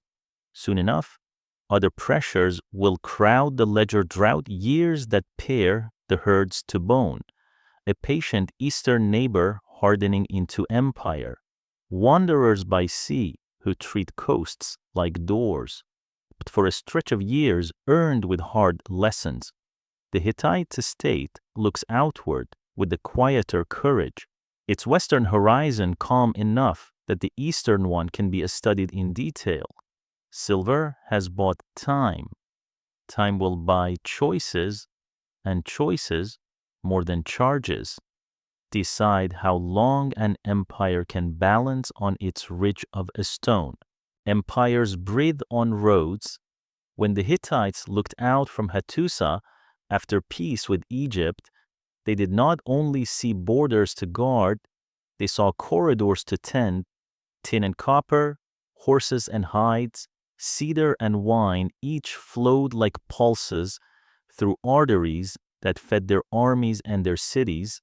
The court understood that conquest wins a day, but logistics wins a year, and the Hittites made a study of years, begin where the Bronze Age itself begins with tin.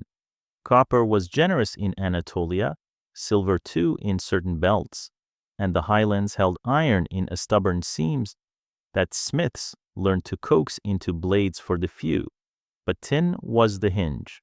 Without it, bronze was a dream. With it, spearheads and chisels multiplied. Tin came from far routes eastward and southeastward, trickling through Mesopotamian markets and over upland passes by donkey back. The Hittite estate, remembering the Assyrian merchant colonies of earlier centuries, did not try to reinvent the web. It seized the knots. Way stations were placed where passes pinched. Toll gates were set where valley floors narrowed. Garrisons sat within a day's ride of each other, so a caravan master could calculate safety along with profit. A man who pays a fair toll will pay it forever if the road stays open and the rule stays the same. Westward, the routes led to workshops and ports toward the Aegean fringes and the cities that spoke Luwian in variations of the same sun. Southward, the lines descended into Assyria, toward marketplaces whose names were a litany of necessary things. Ugarit, with its harbor teeth biting the Mediterranean. Byblos, where cedar from the Lebanese slopes gathered like a green river. Carchemish on the Euphrates fortress, mint and meeting place through which inland goods could be shoved like barges through a lock. Control these, and you did not have to fight every war to win it. You priced it. Horses were the other lifeblood. The plateau's pastures raised teams that were not merely animals, but a political instrument. Letters between courts ask for horses and chariots, not in a tone of plea so much as a tone of etiquette, gifts expected between equals, proofs of friendship measured in breath and muscle. The Hittites turned their husbandry into soft power, a well-bred pair, trained according to careful cycles of work and rest, could make a vassal feel seen and an ally feel bound. A minor prince in a coastal town might wonder if his loyalties were optional until a royal wagon rolled up with harness and horses that made his square look like a capital for a knight. Treaties showed the same attention to trade as they did to battle lines. In their clauses, beyond the oaths and curses, sit tidy paragraphs about merchants' safety, customs dues, and the return of stolen goods. A Hittite king promised protection for the caravans of a vassal. A vassal promised not to mulct foreign traders with surprise levies that ruined goodwill. Even the extradition of runaways had an economic undertone. A craftsman or drover is capital on legs. A kingdom that hoards other people's workers invites not only wrath, but counter theft. By turning these frictions into written expectations, the Hittites pushed the worst uncertainties out of the market and into the courtroom, where uncertainty dies more quietly. Walk the system from field to forge to road. In villages near Hattusa, farmers bring in barley, emmer, and grapes, sheep and goats and cattle. Tax in kind fills state granaries like a second harvest. Scribes count sacks and mark jars. The surplus moves outward in measured streams, rations for garrisons, fodder for remount herds, grain for road crews patching a washed-out slope. Workshops hum, wheelwrights shave spokes and set hubs. Bronze founders lift molds, leather workers cut straps. Nothing in this chain is glamorous unless you have marched hungry or watched a wheel fail on a descent. Then the hum is a hymn. Now shift to a merchant's eye. He leaves Carchemish at daybreak with tin sealed in amphorae, nested in wicker to keep them from cracking hands and backs. His caravan is sized to the road, no more beasts than a pass can hide or a valley can protect. He has paid the muleteers enough that they will not slip away at the first rumor of a levy. He has paid the tolls that are posted in plain terms. A garrison captain, bored with routine, thinks of testing him. The captain's clerk reminds him that treaty law will turn this week's theft into next month's reprimand. The caravan moves. By night, the animals are watered at a cistern, whose stone lip has been burnished by 100 years of muzzles. A lamp is set where books are opened, losses and gains are tallied and matched against schedules, built not on bravado, but on experience weather windows. Festival days, the season when a god's procession will fill the road and cut your pace in half. At Ugarit, the tight braid of land routes loosens into sea. The king there rules beneath Hittite shadow and also under Hittite protection.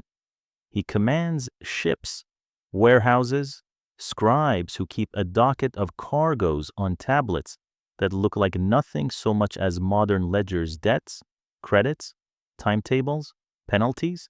In peacetime, this arrangement is a miracle of efficiency, a port left to prosper, a vassal treated as partner, a suzerain enriched without garrisoning every dock. Cedar timbers arrive from upland. Glass vessels gleam like trapped daylight. Ivory smells faintly of far elephants and of the hands of carvers who have learned to polish until figures catch fire at sunset. From the other direction come hides, horses, forged parts, finished blades that, available rumor says, hold an edge too long to be fair. The king of Ugarit owes tribute and loyalty. In return, he gets security and a market whose rules he can predict. Prosperity teaches dangerous habits as well as useful ones. With roads open and ports polite, a court can forget how thin a ridge it walks. The Hittites did not. Their logistics read like a liturgy, redundancy in granaries, duplication in archives, rotations for garrisons so men and animals do not sour, repair cycles that do not wait for failure. A chariot hub has a lifespan. The list knows it. A horse has a season. The studmaster knows it. A river will flood whether or not a quartermaster prays. The bridge builder knows it. Hundreds of a small knowings add up to an army that arrives fed, and a market that does not lose its temper when a convoy is 3 days late. Even gifts were folded into this economy. A royal bride traveled with a dowry measured for both ceremony and utility luxury goods to light the palace, textiles to feed 100 looms of gossip, metals and animals that could be turned tomorrow into gear. When a vassal pleased the court, the return gifts were often the kind that knit systems tighter horses that arrived with trainers, tools that arrived with the smith, who could show you why a blade sings or sulks, grain that arrived in time to make up a shortfall, and in jars that taught you how a lid should really fit. Empire is not only taking, it is teaching. Every gift that improved a partner's habits saved a patrol later. Because the Hittites wrote so much down, we can feel the economic temperature change across years. In good seasons, the traffic lists thicken. Shipments of barley and beer run like water, and the inventory of remounts ticks up to comfort. In lean seasons, letters grow anxious at their edges. A governor requests grain and is answered with fewer jars than he asked for, and more instructions than he wanted. Even then, the machine does not pretend. A lie told to a hungry road is treason. Better to send less and tell the truth about it than to waste horses chasing promises. All of this, the toll gates, the granaries, the port cities allowed to sing in their own registers, made the Hittite Empire strong in a way that cannot be drawn on a battle map. When a Syrian city hesitated, wondering whether to look to Egypt or to Hattusa, the Hittites did not have to thunder at the wall. They could speak in better prices, in more reliable escorts, in the promise that a god paraded with honor in Hattusa would return with honor to his home. Soft power is not softness. It is the decision to let a neighbor choose you, because choosing you feels like choosing a future. There is in this quiet competence an omen. Systems that run this well can be captured by their own success.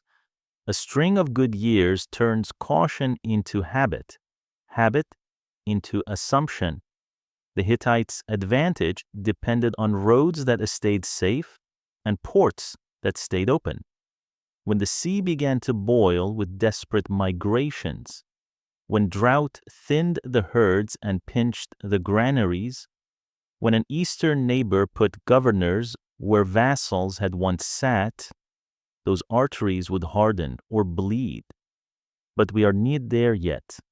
In the light years, the empire hums like a meal tin in bronze out, horses trained, chariots fitted, treaties sworn and kept, gifts sent and reciprocated, 1,000 small agreements knitting a country of passes and valleys into a single, moving thing.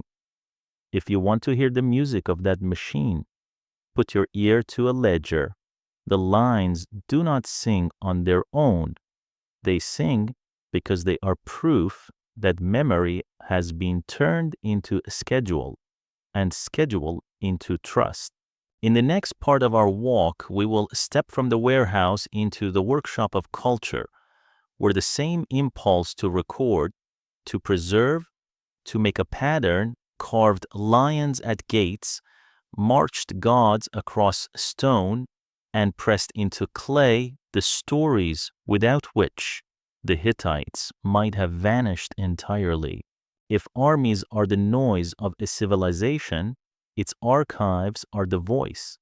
The Hittites, so often remembered for iron edge and thunder of wheel, left behind a quieter achievement that endures more stubbornly than chariot ruts. They learn to catch memory and make it live in clay and stone. That is why their world once vanished so completely. It seemed a rumor could be coaxed back into focus. Their culture was not an echo, it was a recording. Begin with the script that fit a hand cuneiform. The Hittites took the wedge-stroke writing of Mesopotamia and tuned it to their own tongue, which they called Nisite, the language of Nisa, after the city where their early heart beat loudest. When modern scholars finally put breath to those signs, they heard a surprise: an Indo-European language speaking from a Bronze Age archive, older on the page than Greek or Latin.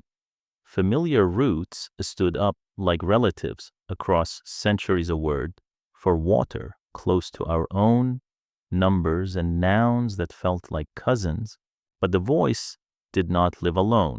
It learned its letters in Near Eastern schools, wrote its laws on tablets shaped by Mesopotamian habit, and prayed in the ritual cadence it shared with Hurrian and Hattian neighbors.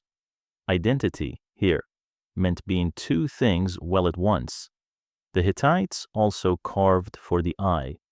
Alongside cuneiform, they used a monumental script, the Luwian hieroglyphs incised on sealstones, orthostats, and boundary markers, where cuneiform carried the estate's daily mind memos, treaties, inventories. The hieroglyphs spoke in public, and for keeps, kings named and posed, borders warned, gods invoked in outlines that even a passerby could read without training, if not by words, then by weight.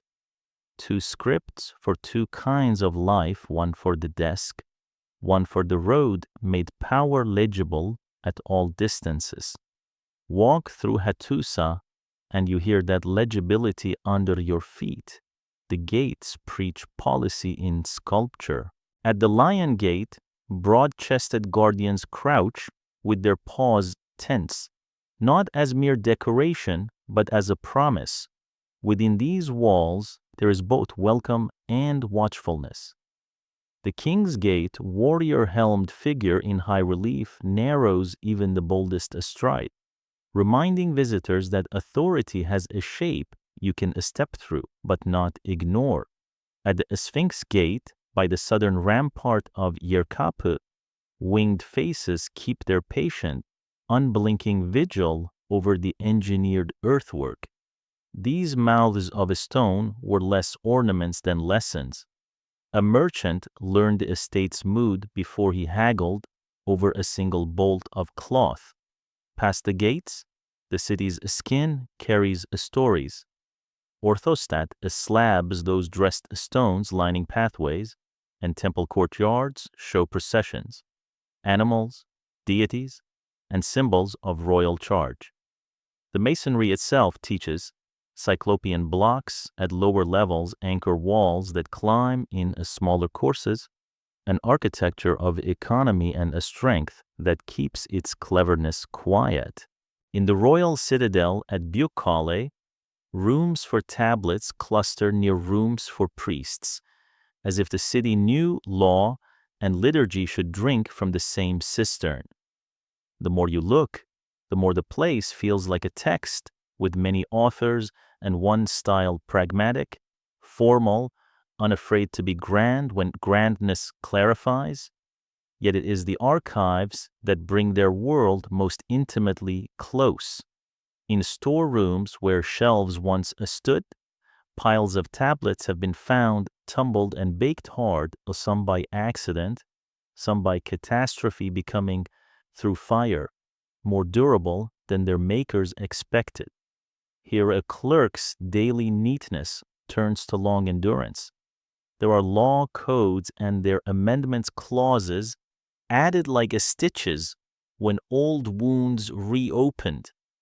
There are treaties where long litany lists gods as witnesses, so that a broken promise has both a legal and a cosmic penalty.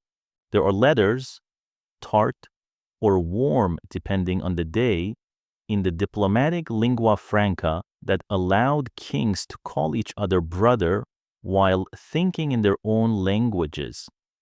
There are prayers that glow with the breath of people who feared drought and plague, and rituals that show the choreography of atonement offerings sent away, sins transferred to a figurine. The community breathed clean for another season. The archive is also a museum saved by copying. Hittite scribes preserved, translated, and recopied stories older than their walls, Sumerian wisdom texts and Akkadian epics, Hurrian hymns and omen series, handbooks for diviners, manuals for exorcists, medical recipes that mix observation with incantation, and lists that show how the ancients loved to organize the world: plants, animals, stones, gods, birds. They were not hoarders without taste. They were curators. To take a myth from a neighbor and press it into your own tongue is to say, both we honor you and we will keep you alive. Without that habit, whole families of stories would have thinned to guesses. With it, the Bronze Age talks to us in the timbre of multiple houses. Their writing culture, like their law, trusted redundancy. Important texts exist in parallels, 2 copies in the same room, a third in another building, a fourth sent to a provincial center because clay can split, fire can surprise, and shelves fall. That instinct, almost bureaucratic when viewed close, becomes heroic when viewed across centuries. It means that when the roof burned, as it did, memory had already been layered against disaster. The Hittites did not know our eyes would find their shelves. They knew only that forgetting is the enemy of rule, and that lists are a kindness to the future. The same craft that made archives made festivals. Culture here was not passive display, it pulsed. Ritual calendars stitched the countryside to the court. There were processions where gods rode out in portable shrines to visit their peers, divinity paying calls like nobility to refresh alliances between towns and to steady the people with a spectacle. Hymns, copied with a scrivener's care, were sung to a drummer's certainty. Wine and bread rotated through altars and into bellies, so that worship warmed bodies as well as spirits. Seasonal rites did not only flatter the year, they organized it. Planting, plowing, harvest, first fruits. Each step took on a legal and poetic frame when paired with a song. Step outside the walls to Yazılıkaya, the rock sanctuary where piety learned to be public art. In 2 natural chambers, the gods astride in profile, a procession arrested in a stone, the underworld's 12, a parade of storm gods with horned crowns, goddesses layered like the terraces of a hillside, mountains personified with feet and eyes, the great meeting of the Lord of Weather and his consort, and near them the king himself, small enough to be humble, yet close enough to be claimed. Some see in these arrays a calendar's mathematics, groups and counts that might map months and seasons, a carving of time into reliable shapes. Whether or not the sanctuary kept the sky's ledger, it certainly kept the empire's story. We stand here with our gods, and they stand here with us. Art, too, worked as argument. Reliefs of royal figures cradled by deities teach a simple civics lesson. The crown is not theft, it is trust. Lions at gates speak of a strength without a shout. Sphinxes suggest that order has a mind and that strangers enter a place of thinking, not merely of force.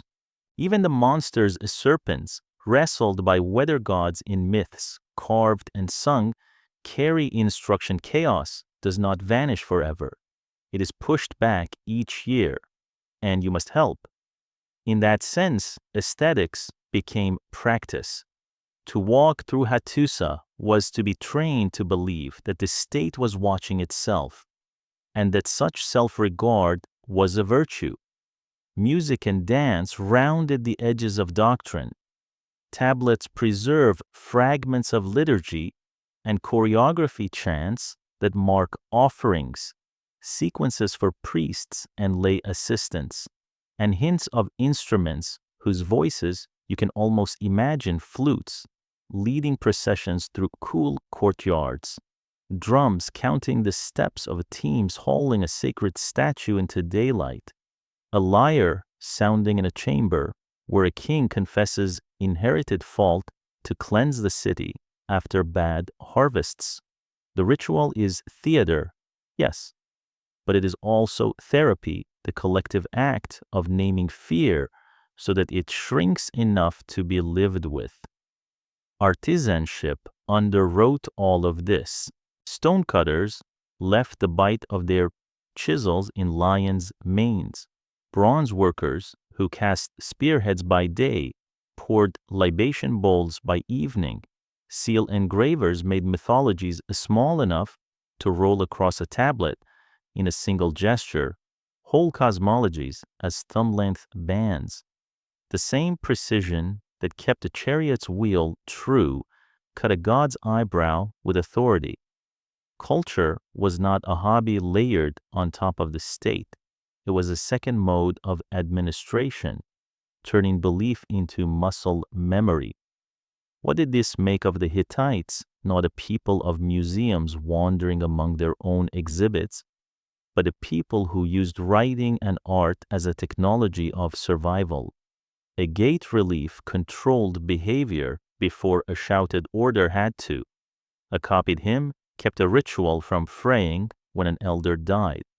A law tablet let two villages end a quarrel without a duel. An archive preserved treaties so the next king did not light his own house by relitigating last winter's fire. Memory here was policy, and policy here was beautiful. It is tempting to say that culture outlived the state, because culture always does. The truth in this case is more specific and more generous. The Hittites outlived themselves because they had already decided that their neighbors' words and stories were part of their own furniture.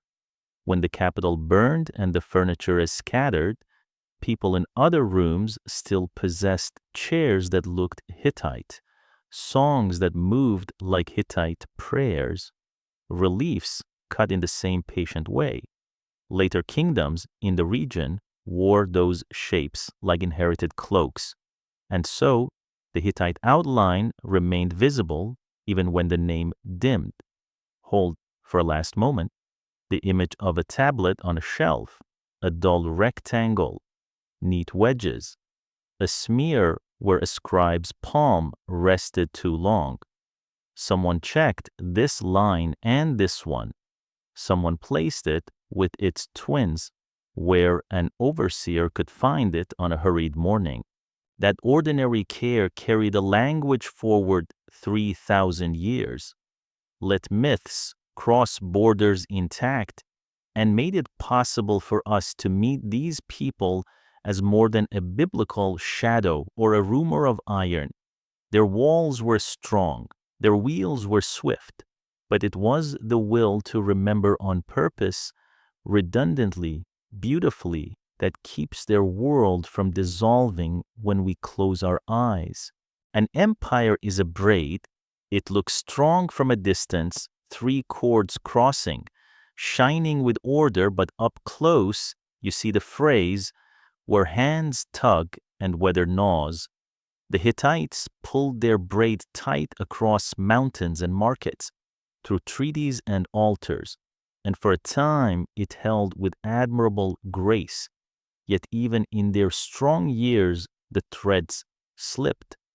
vassals learned the habit of glancing over the border when the capital's voice sounded tired. Generals weighed loyalty like a scale that could be tipped by a cousin's whisper. In council chambers, where oaths were spoken before gods with long memories, men promised constancy and then tested how long memory really is. From the beginning, there were warning notes under the triumphs.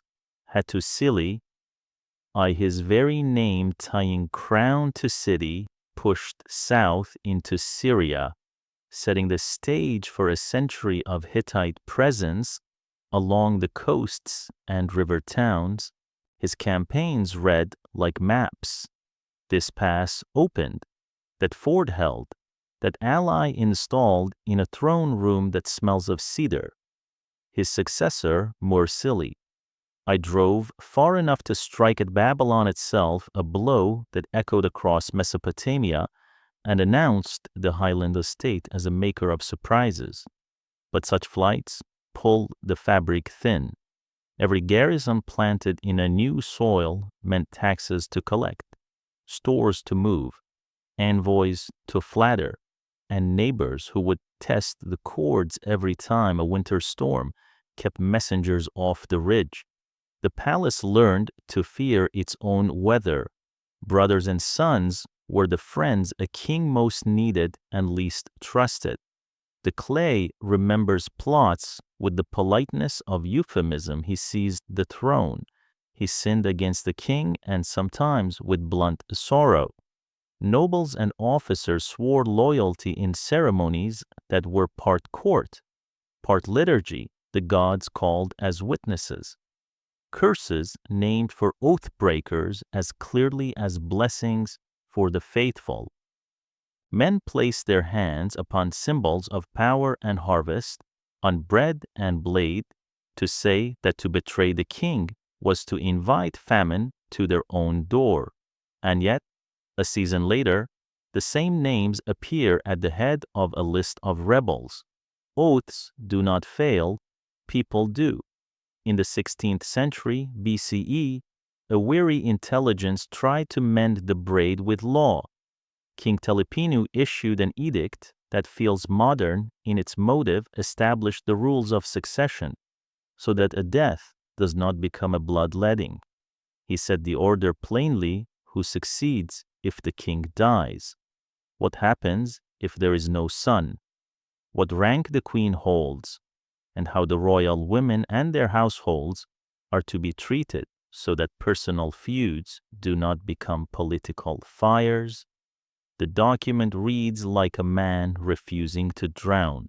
It condemns the murders and seizures that had defiled the court in former days, insists that oaths be sworn and kept in the proper way, and tries to tie all the high names in Hattusa to a single protocol that will keep the floor from opening each time fate rearranges the chairs.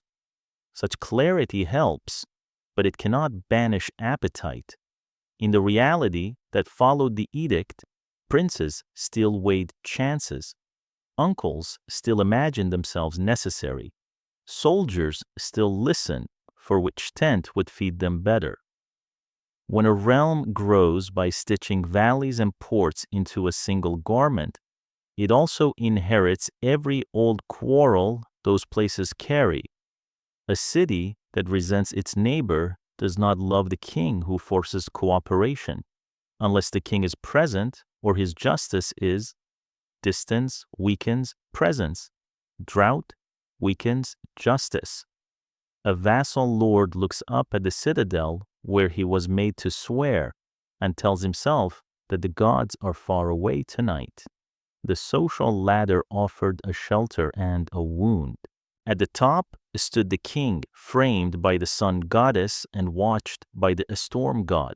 So the art insisted, and beside him the queen whose authority could, in a strong reins, match and steady his own. Beneath them nobles held land and soldiers, priests held calendars and festivals that disciplined fear, and officials kept the bukes. by which barley and bronze became policy. At the base labored farmers, craftsmen, herdsmen, and the enslaved people who depended on the law's pragmatism to keep their days from being collapsed into someone else's rage. The code's preference for compensation over mutilation made life survivable for many, but the privileges of rank remained. Over time, privilege hardens like lime scale in a pipe. Water still runs, but less easily, and when a drought comes, the difference between top and bottom becomes a crack. The geography that made Hattusa defensible made the empire demanding. Eastward, Assyria gathered itself like a careful fist, building provinces and training officers who thought in reports rather than in boasts. Westward, Luwian-speaking polities and Mycenaean interests along the Aegean edge brought the kind of trouble that arrives in ships and leaves in smoke. Southward lay Syria, a ladder of city-states whose rungs could be bought, traded, broken, and mended, but never taken for granted. To hold this triangle, the Hittites had to keep three rhythms at once: raid and reassure, tax and forgive, punish and invite. The best kings managed the counterpoint. Lesser ones mistook volume for music. Tablets from the archives showed a strain in a tone you can feel with your fingertips. A governor writes that a neighboring vassal has defaulted and excited the border troops with promises. A general requests barley and gets advice instead, and you can see his patience fray in the formal lines. A scribe logs an oath renewed with the local lord whose father was a good ally, but who has grown forgetful. Forgetfulness is the imperial euphemism for ambition. In towns like Amurru and Ugarit, allegiance could tilt toward Egypt if Hattusa seemed distracted or hard of hearing. The Hittites learned to answer not only with soldiers, but with rituals and gifts, parading a city's god through Hattusa and back again, sending horses that flattered a prince's square, returning a fugitive craftsman with compensation rather than a threat, so that the receiving court could save face without losing law. It worked until it didn't. Still, their capacity to recover from crisis kept astonishing contemporaries. When the weave snarled in the 14th century, a figure stepped forward whose very name sounds like Abel Shupiluliuma Vog. He rose in the midst of confusion and went to work, not with novelty but with competence sharpened to an edge. He took Syria in measured bites, broke Mitanni's old body into obedient pieces, placed sons and trusted men where doors had gaped, and wrote letters that sounded like both command and invitation. Under him, the empire stood a straighter than it had in a generation. The braid looked new again, though it was the same cords drawn tight. His success, like all success, had a shadow. Rapid victory multiplies dependents who must be managed. It inflates the court with men who believe they earned their seats with their swords and should keep them against every discourtesy of law. When Shupiluliuma died too soon, in plague's dark wake, the same palace that had moved as one with his will remembered its factions. His son Arnuwanda II followed him into sickness and the grave, and Mursili II, younger and untested, inherited both throne and sickness of estate. He proved himself a serious king, pious in the old sense that means careful, not merely devout campaigning where he had to, praying when he should, and writing tablets that sound like a mind in dialogue with itself. Yet his very competence teaches the diagnosis. The empire's health depended too much on the vigor of individual rulers to be called stable. Beyond the palace, overextension became fatigue. Every levy pulled men from terraces. Every season of escort work fed garrisons before it fed families. In good years, the law's mildness, its preference for fines over brutal spectacle, helped villages stay intact. In lean years, fines were hard to pay, and a spectacle returned anyway in the form of rebellion met by exemplary punishment. The circle tightened. Distance grew cruel. The judge on circuit could not be everywhere, and in the places he was not. People settled disputes with tools at hand, fire, flight, and oaths to new patrons. None of this erases the Hittites' grit. Time and again, they reknotted the braid, a new oath formula, a marriage that turned a border from raw into a stitched, a festival that put the right faces side by side on a balcony. Their religion's syncretic genius softened edges that might have cut a looser empire to ribbons. Their law, copied and carried, lowered the temperature of grievances.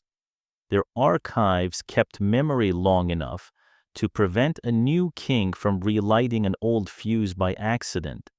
But the list of fronts grew, and with it, the number of ways a single bad harvest or a single ambitious cousin could make the entire weave hum with the strain.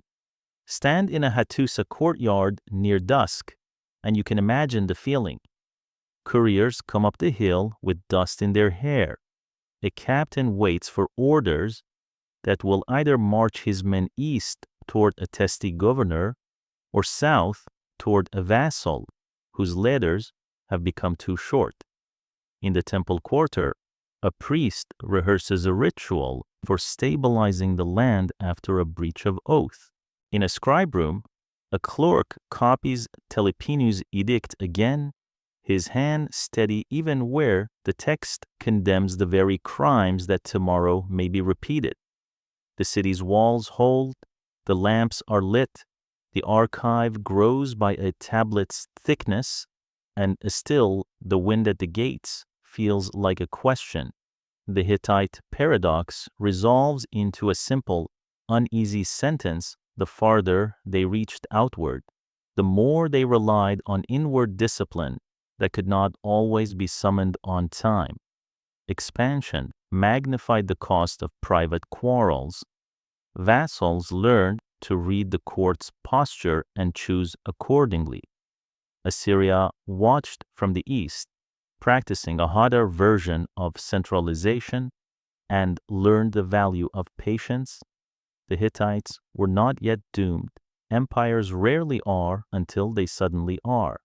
But the braid showed its future as strong strands, clever knots, tension increasing, pull hard enough from many directions, and even the best work begins to creak.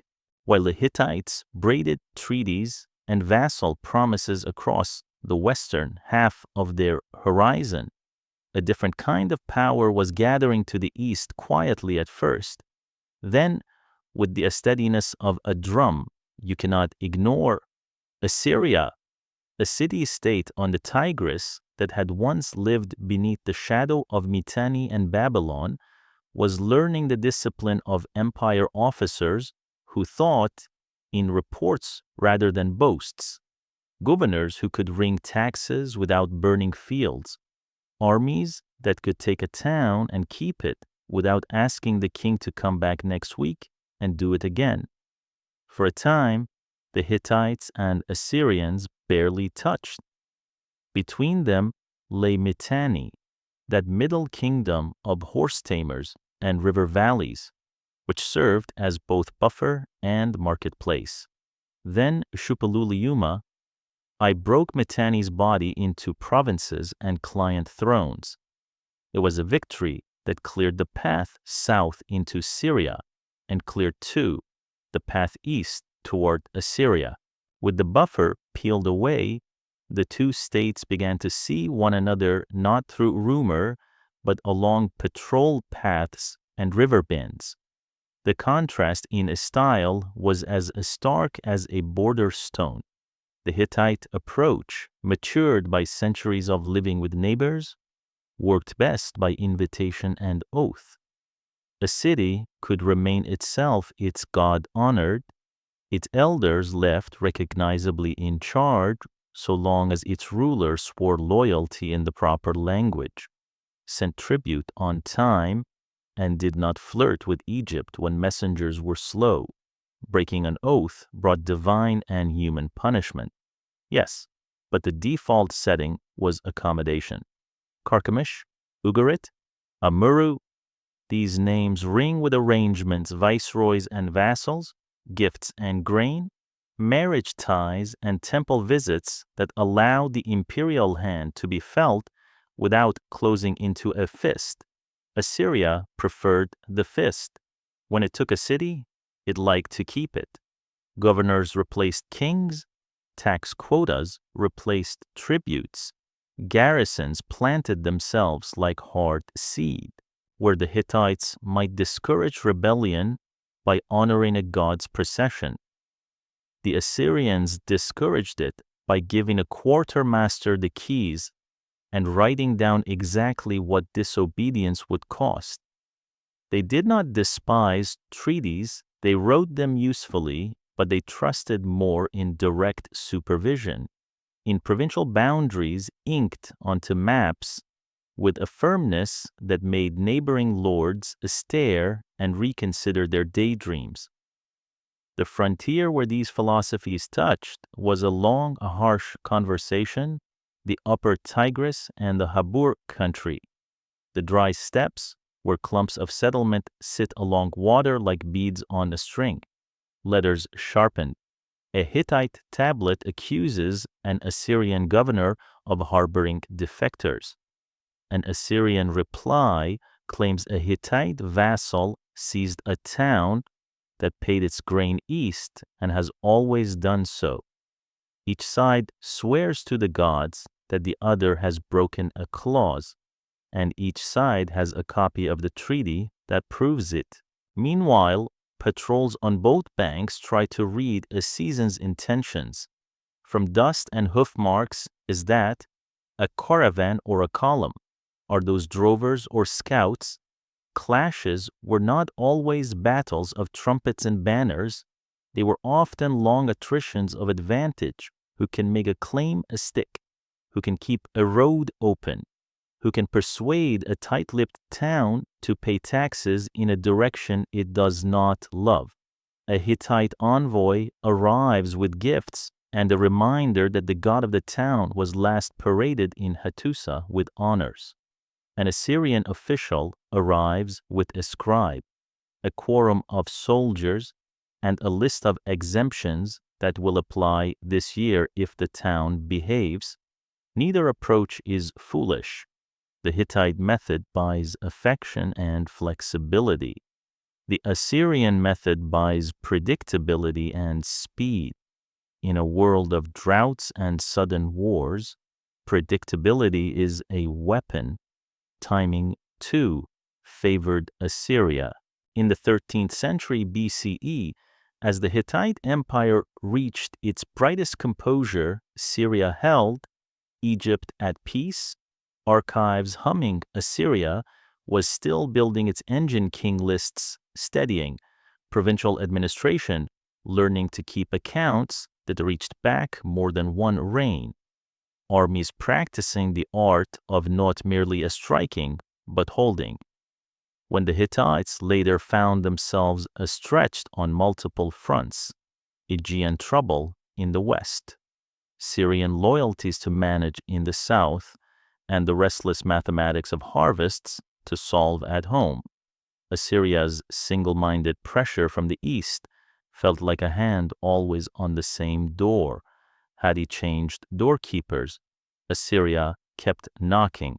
The differences ran down to the level of a camp. In a Hittite tent, you might hear officers discussing which vassal's god to invite as witness to a new pledge, whom to marry to whom, which levy can be eased so a province does not break. In an Assyrian tent, you would see a governor's staff adjusting quotas, a surveyor drawing a canal line to feed a garrison's fields, a captain checking the inventory of rams and ladders for siege. The Hittites excelled at turning enemies into partners. The Assyrians excelled at turning partners into subjects. Both skills build empires. Only one builds a machine that can keep running when the weather changes. None of this made the Hittites naive or the Assyrians monsters. The Hittites could be uncompromising when oaths failed. The Assyrians could be practical about leaving a friendly local prince in charge where it saved trouble. But tendencies add up. A border lord deciding which great name to carve on a shrine after a harvest failure will weigh not only fear and love, but which power will arrive with grain next month, which will remember a promise made 3 kings ago, which will still be organized if rumors of plague begin. Over decades, such small votes tilt the map. The tug of war showed in the fates of buffer lands. Territories that had once called Mitanni their horizon found themselves courted hard and punished harder. Some were absorbed into Assyrian provinces and taught to keep time by Assyrian calendars. Others leaned Hittite so long as Hattusa could spare attention, and leaned Assyrian when Hattusa's couriers arrived with apologies instead of fodder. The Hittite habit of governing through vassal kings sometimes meant a quick bounce back after a setback, reinstall the old family, renew the oath, send horses and a priest. The Assyrian habit of installing governors meant fewer bounces, more flat lines drawn with a ruler. What makes this moment more than a contest of styles is how it aligns with pressures we have yet to fully meet. In our walk years of thin rain, caravans thinner, a plague that lingers like an unanswered letter, and wanderers by sea testing every coast they saw. Against such a weather of history, the Hittite gift for inclusion and consent would face its cruelest exam. Inclusion is costly when grain jars are light. Consent is slow when floods have taken the bridge. Assyria's method, direct rule, quotas, officers who could be replaced like parts had a grim resilience to it. It could grind through bad years without asking an entire system of partners to stay in love. Even in this, the Hittites remained formidable. Their eastern garrisons did not fold at first fear. Their diplomats could still rewrite a border with letters dipped in piety and patience.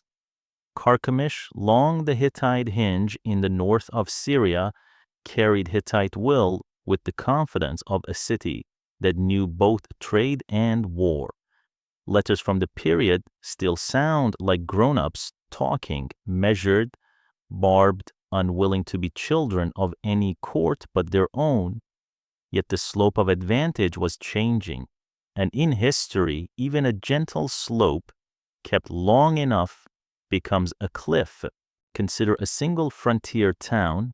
In 1 year, it pays its grain westward and receives in return a festival visit, a procession that leaves garlands on doorways and puts royal bread into ovens.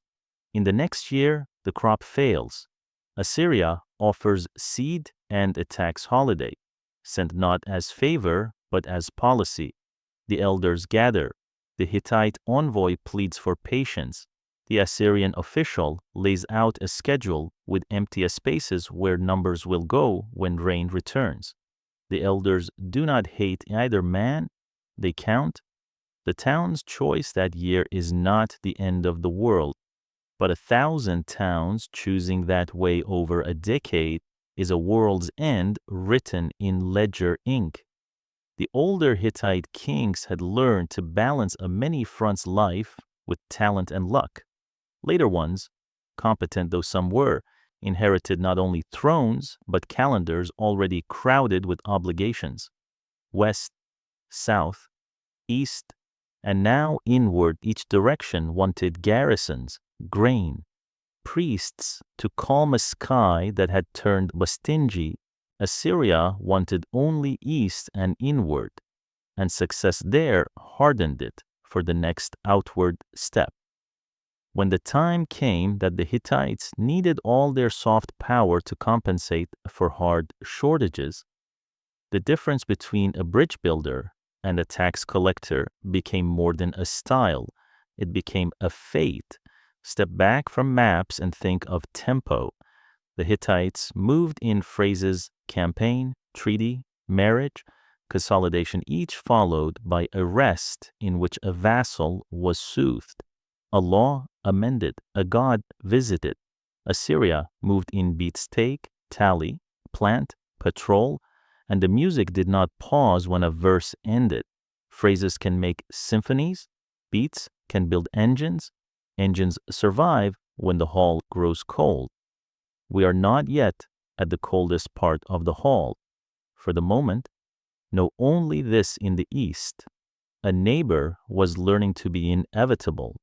The Hittites, brilliant at making oaths hold and people want to belong, were about to learn how blunt the world can be when the skies withhold rain and coffers echo.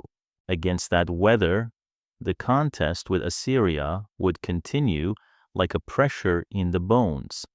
And then another weather would arrive, not a king's will, but a season's refusal, and the plateau would discover how little patience nature has for any empire's style. At high altitude, the sky is honest, it spares no one and flatters nothing. And when it decides to close its hand, the first sound you hear is silence, a missing rain on roofs, a wind that should smell of wet soil and instead smells of stone. On the Anatolian plateau, after years when the granaries had filled and the roads had pulsed, the silence lasted too long. The Hittites, who had built their strength on schedules and cisterns, learned the limits of planning when the clouds forgot their work. It began as a thinness in the fields. Barley heads looked like promises made without conviction. Vines hung light. The pits around springs showed their ribs. Shepherds, who could read hills the way scribes read tablets, shook their heads. In a language older than law, 1 year of poor rain is a hard teacher. 2 years are a policy debate. 3, 4, 5 become a history. Tree rings in the uplands would later tell a story in wood. Narrow bands where good years should have been. But the people living under that sky did not need dendrochronology to know a verdict. They had the evidence under their nails. In Hattusa, the first response was competence. The web of reservoirs was checked, channels cleared of silt, hills opened like hidden purses to pour their saved water into jars. Tax in kind quieted to a lower murmur. What had been collected earlier was measured and remeasured. Clerks moved through the city with reed pens and tight lips, tallying where the estate could relieve a province without starving another. The habit of redundancy duplicate tablets. Duplicate granaries bought time, but redundancy stretches. It does not multiply. When the land withholds, arithmetic circles back and then bites. Horses told the truth first. Teams that had once thundered were walked longer, fed shorter. The glossy coat dulled to an honest mat of endurance. Fodder sent to remount herds arrived late and thin. A chariot may be the pride of a king, but it is a mouth to feed before it is a weapon. Starve it, and you turn prestige into a guilt you can hear at night when the animals shift in their slings and sigh.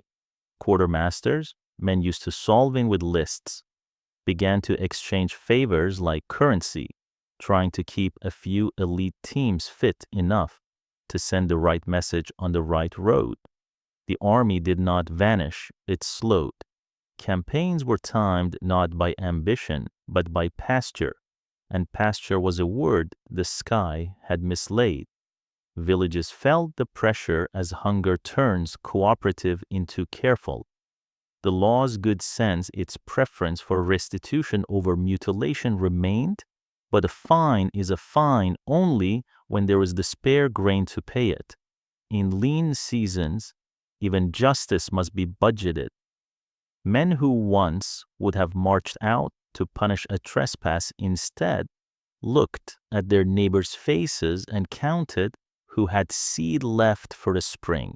Women moved stones on terrace walls to eke out shade for herbs that would keep a child from coughing. A cart that broke on a descent did not immediately fetch a lawsuit. It fetched rope, 2 extra hands, and a hope that the axle could be planed one more time. Hattusa did what capitals do when competence is not enough. It looked beyond its horizon. Letters went south to Egypt with a tone that mixed dignity and need: grain for the king's granaries, grain for the gods' temples, grain so that oaths do not unravel when bellies do. The irony is clean and hard. The court that had once signed the first durable peace with Egypt and sent a princess to lodge in its palace now asked for bread. Egypt, blessed by a river that argues with the sky and often wins, could sometimes spare jars and ships, sometimes it could not. Even when it did, the roads between mercy and need were long, and every gate along them had a mouth. Trade, so carefully woven into a safety net, began to fray at the edges. Caravans that once ran by calendar now ran by rumor. A pass closed by a rock fall meant a week's detour, and 2 animals lost.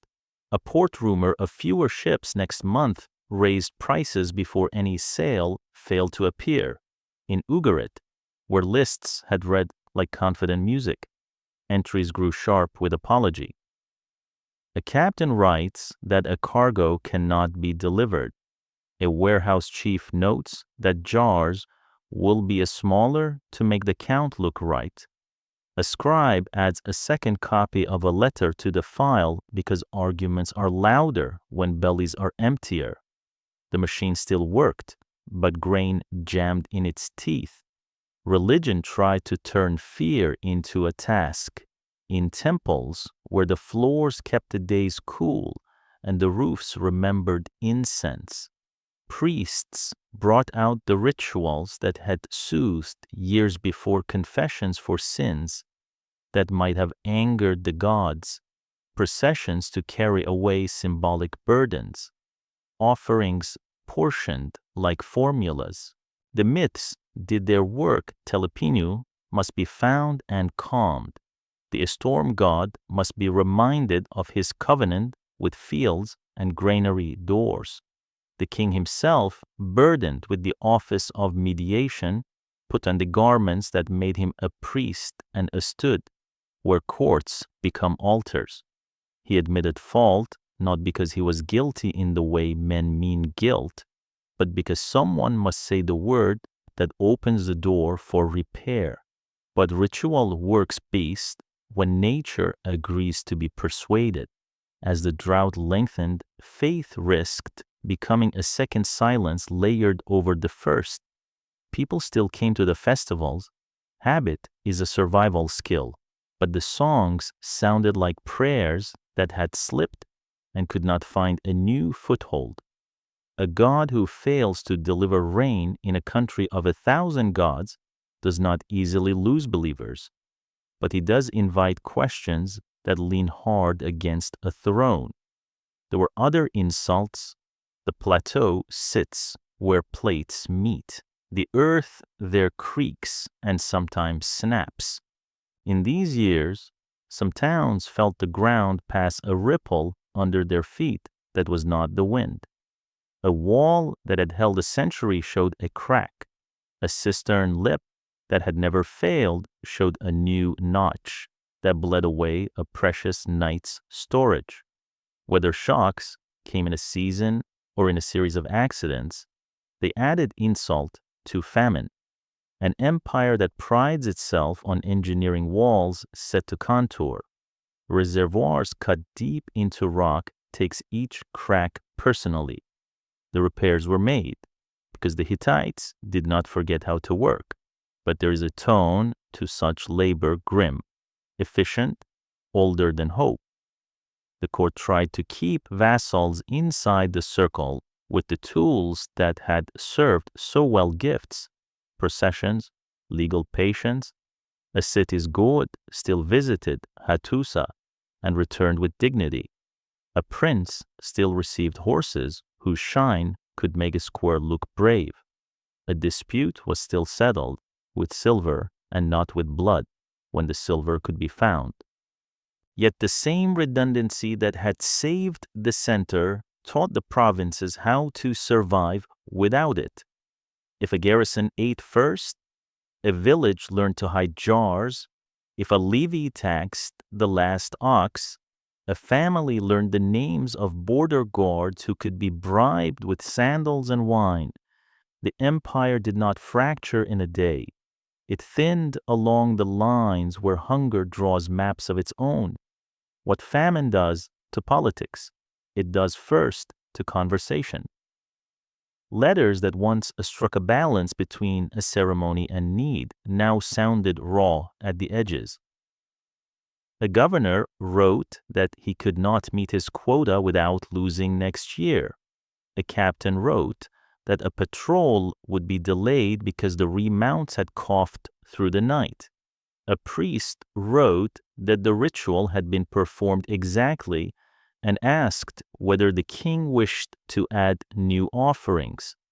The archive thickened with sincerity, which is the paper that bureaucracy uses when control fails.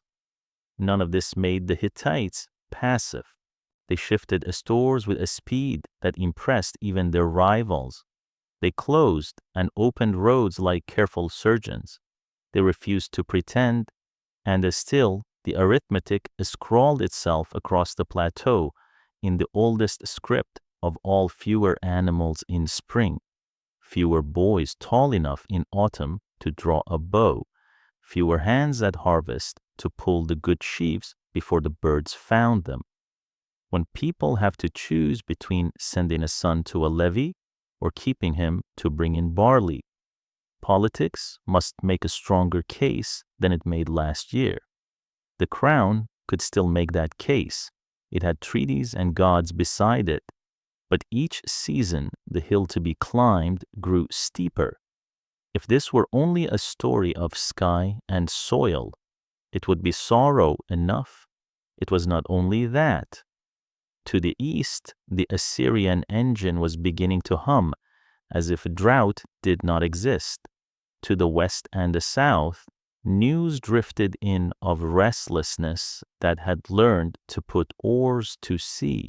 Networks that had once brought tin and timber began to carry people with nothing to lose. That is the next part of the story. For now, stand on a Hattusa rampart at evening and watch the color leave the fields. A clerk down in the courtyard lifts a tablet and hesitates a heartbeat before writing the number the column requires. He writes it because that is his part of courage. The wind that comes up the ridge is cool and tastes of a stone. A city that has always trusted memory and muscle braces for a year, in which both will be tested harder than law ever intended. Hunger makes room in a land for other enemies. As the rains failed and the Hittites measured out their jars with a calmness that cost them sleep, Another force slipped between gates without asking permission. It rode on breath and touch. It moved faster than a courier and hid longer than an oath disease. We meet it first not as a theory, but as a change in the rhythm of royal names. Shupiluliyuma, I, whose campaigns had stitched Syria into Hittite fabric with a needle of a steel, and treaties fell in a season when the court's scribes were writing more prayers than orders. His son, Arnuwanda II, scarcely crowned, followed him into the dark. The palace, which had learned to distrust ambushes and sudden storms, discovered what it feels like to be ambushed by a cough. The diagnosis those people made for themselves was religious. The experience does not require a name to be real. Soldiers returned from the Levant carrying more than captured oaths. Houses that had always been loud at night grew quiet. With a single sound, breathing turned rough.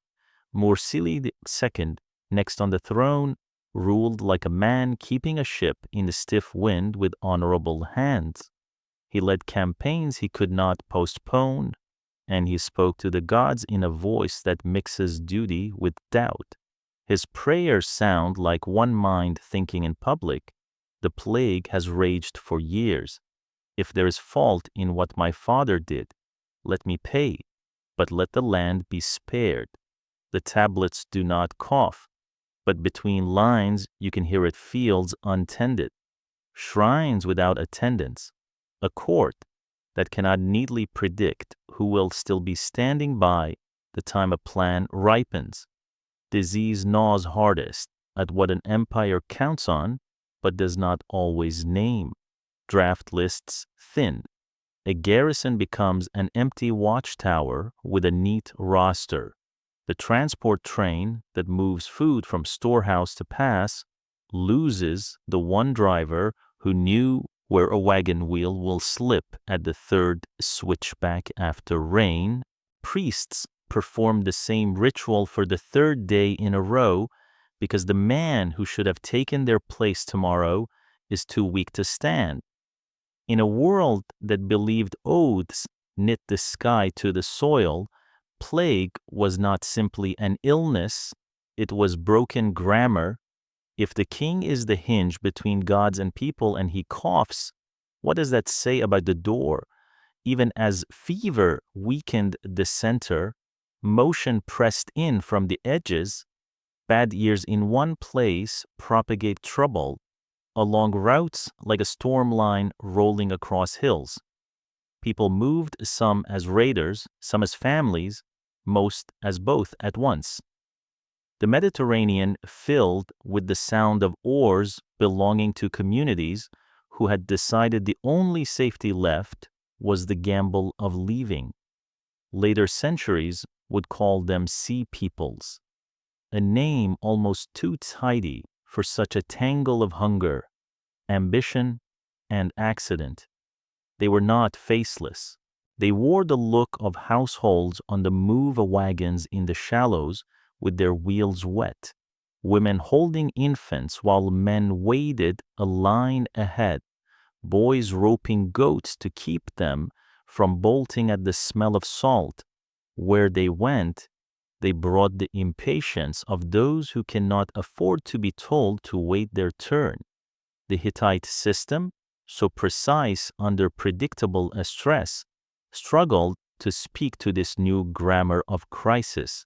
A port whose order depends on schedules and seals cannot argue with a fleet of hard choices. Ugarit, once the elegant hinge where inland tin met seaborne luxuries, heard rumors first, then saw sails where the horizon should have been empty. Its last letters to great houses inland read like a man counting footsteps. Outside his door ships have come. Troops are away. Do what you can. The habit of confidence was still there. List the stores. Double the guard. Promise to hold, but the promises met strangers who did not care for lists. Along the Hittite coasts and through their southern dependencies, this human weather turned markets into battlefields, garrisons stripped out of towns to deal with one landing, discovered that another had appeared 2 days' march away. Treaties, careful instruments with clause and curse, have little leverage over households moving with their gods and their grief. In many places, the invaders did not burn because they hated. They burned because the logistics of too many mouths and too few jars are simple and savage. Ports that had fed the Hittite heartland with preserved fish, imported grain, and fine woods became ash, and with them went the state's ability to compensate for a thin harvest at home. From the east, pressure did not relent. Assyria, which had learned to tighten its hands slowly, saw opportunity in the distraction, not always by war, often by taking a town that could not answer 2 doors at once, by installing a governor where a vassal had gone missing, by making its road one the merchants dared to try when every other lane felt unsafe. The Hittites, used to turning enemies into partners, now faced an eastern neighbor that preferred partners turned into provinces and a southern frontier chewed by ships that would not sit still. Then the blow that people remember when they stand among fallen stones. Hattusa, the high city that had balanced its weight on ridges and underwrote courage with waterworks and walls, burned. We know the manner, if not the exact hand. Fire licked up through storerooms and archives, turning shelves into sleek strata of baked clay. For later eyes, the destruction was a brutal gift. Tablets hardened and survived to speak. For the people inside the moment, it was the end of sense. A capital built as a ledger of promises law tablets, treaty lists, festival calendars found itself unable to keep even the promise of another dawn behind the same gates. Who set the fire? There are guesses that taste of certainty until you try to swallow them. An enemy force that slipped the defenses during a season when most armed men were elsewhere. A revolt that burned the records that bound the village to attacks. They no longer believed they could pay. Flames do not sign their names. What they leave tells the same story either way. The administrative machine has stopped. The number of tablets for the latest years dwindled to none. A city that had made memory and art fell into a silence where even mourning tires. The disaster was not singular. Across the Aegean, palaces that had been busy with linear B tablets and storerooms of oil and grain pylos. Mycenae, Tyrants went down in heat and ruin in the same generational breath. In Egypt, reliefs of Ramesses III at Medinet Habu tell a story of fleets and chariots meeting at the river mouth, a victory, to be sure, and Egypt endured where others did not. But the price of that endurance was contraction inward, a world narrowed to the river's gift and the desert's wall. In cities of the Levant, wreckage told the same blunt sentence. The network that had for centuries moved goods and messages and styles had been cut.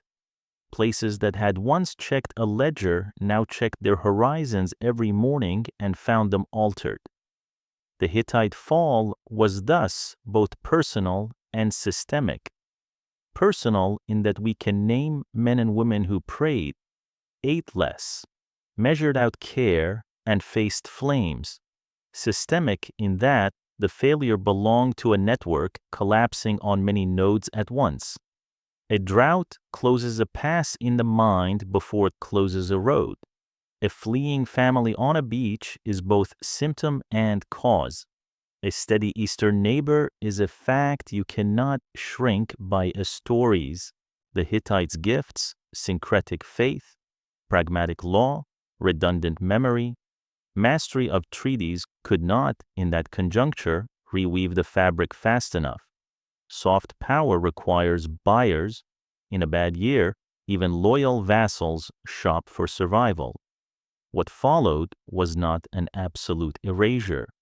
The style of the Hittite state survived as imber and outline.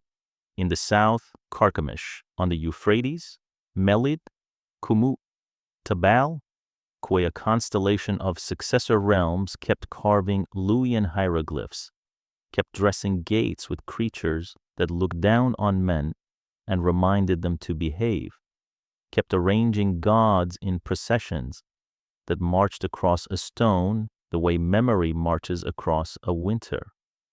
These Neo-Hittite houses did not command the plateau as Hattusa had, but they preserved enough that a passerby would recognize the manners of a fallen great house, in how the servants still lay the table. But that is tomorrow's light. Tonight, we remain a moment with the dark.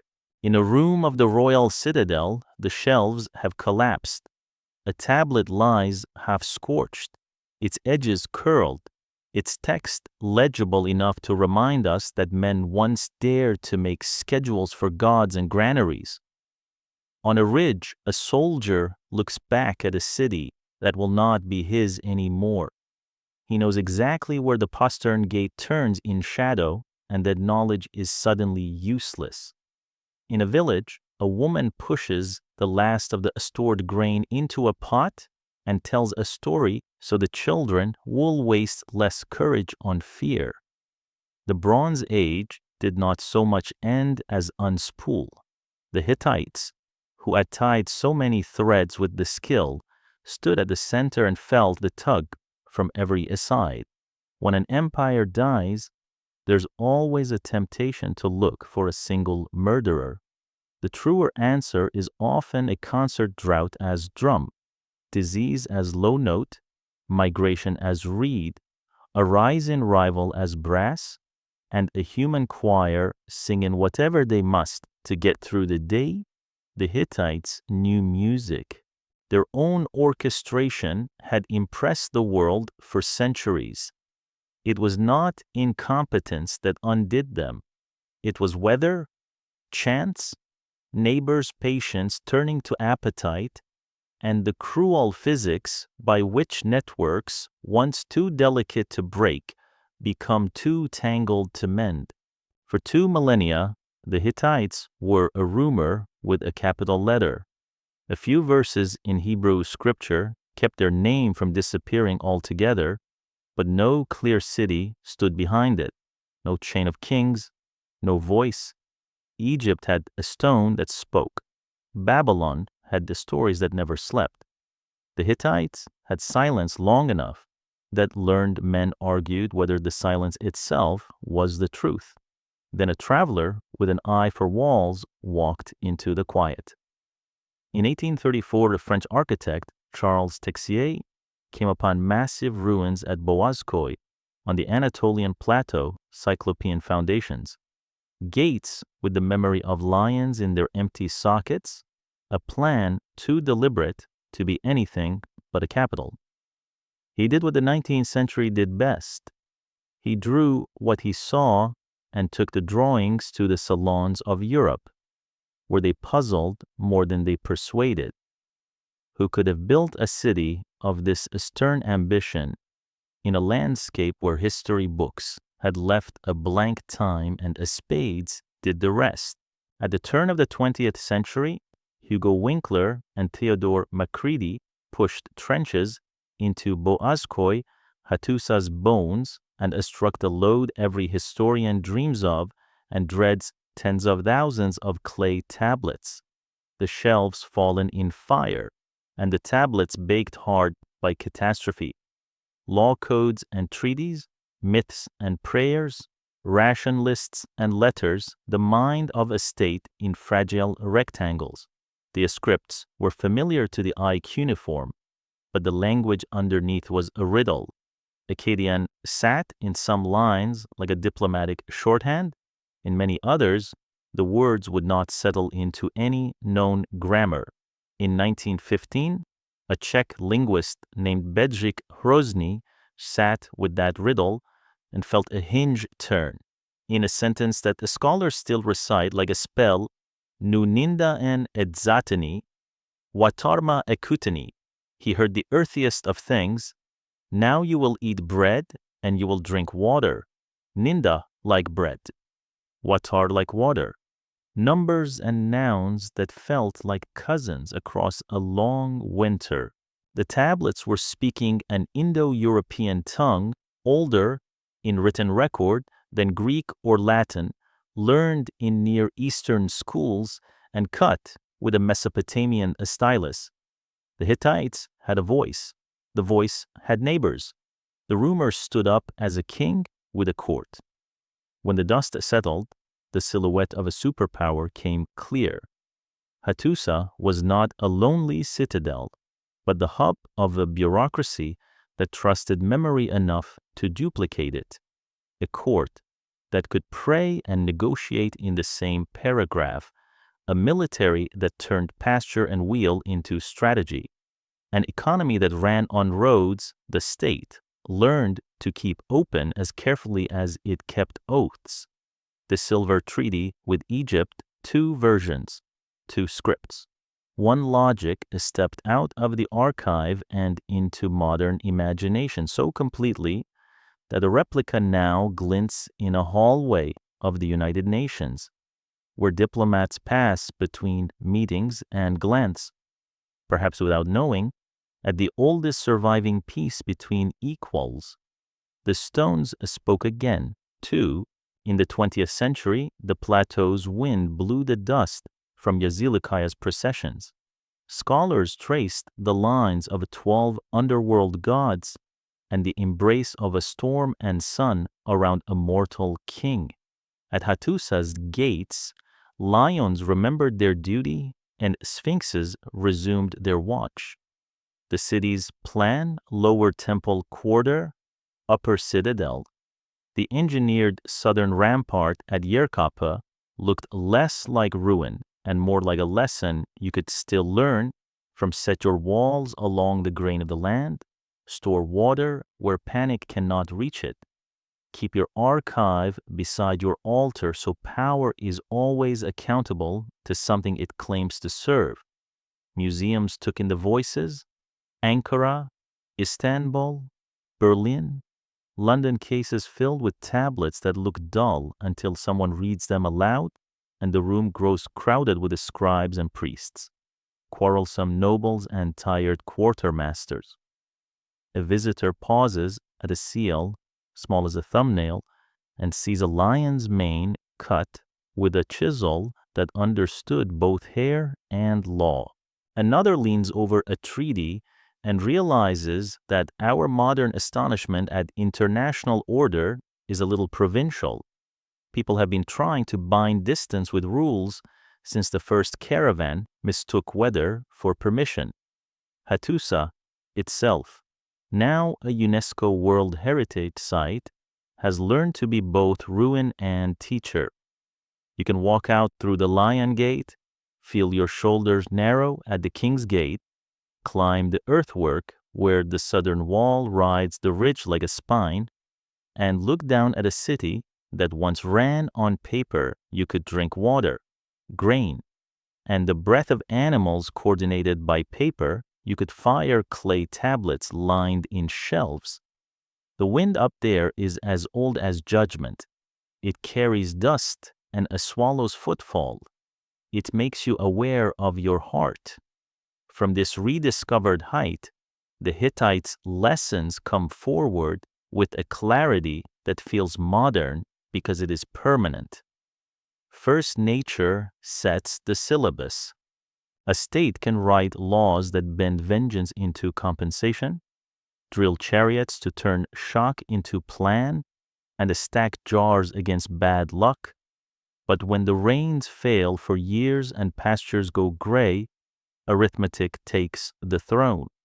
The Hittites' drought years are not metaphors.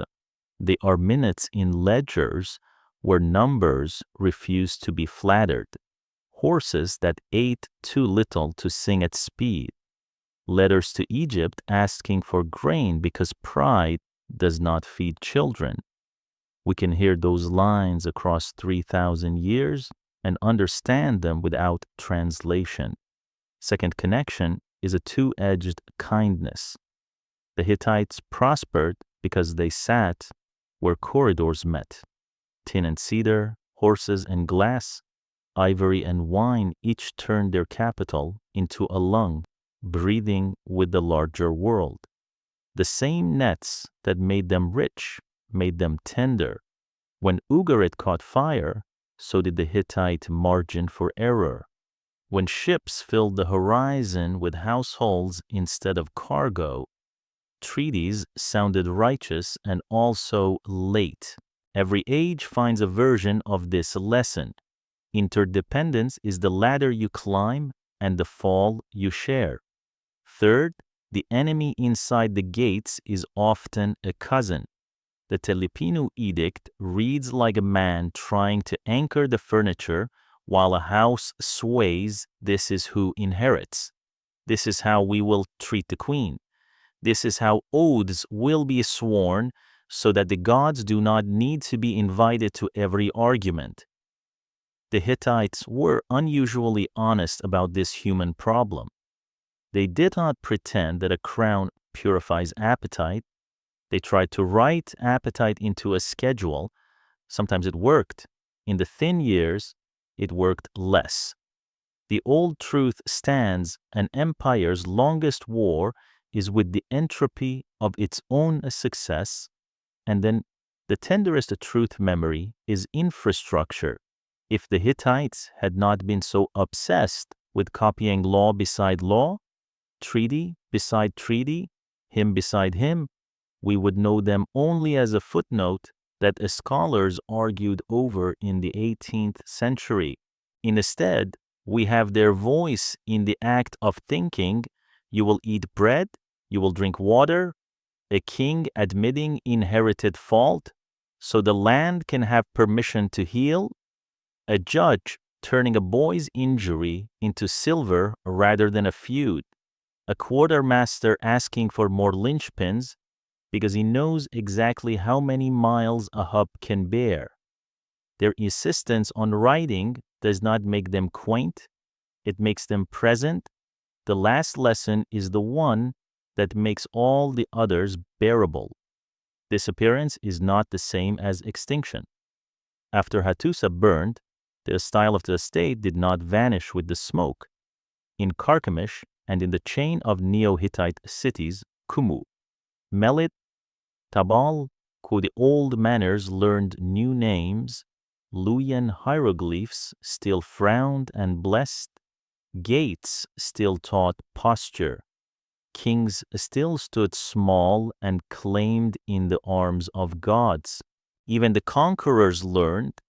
Assyrian palaces borrowed some of the Hittites' visual grammar, the way a victorious son borrows his father's coat to feel taller in the mirror. Influence is often the ghost that outlives the house, so our quiet walk comes home. We set out with a question that sounded like a lullaby's riddle. How can a power that matched Egypt in treaty and met it in battle vanish so completely that a scholar once doubted it had ever been? The answer is less melodramatic than conspiracy and more generous than accident. The Hittites lived at a crossroads and chose, again and again, to make crossing possible. They managed difference with craft. They believed gods could be shared and law could make neighbors of rivals.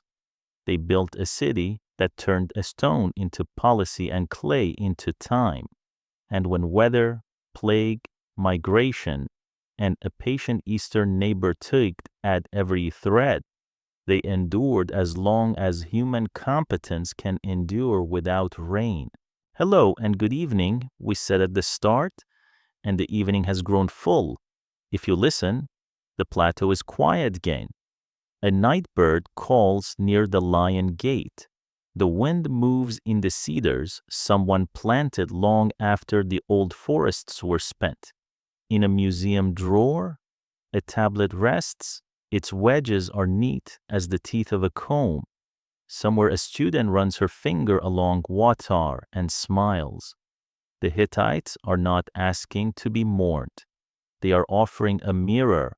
Look, they say strength is organization, mercy is policy, memory is a kind of engineering, and pride, when taught to sit, can guard the door without breaking it. Then they are gone, as they have been, and also here, as long as our hands remember how to hold their words,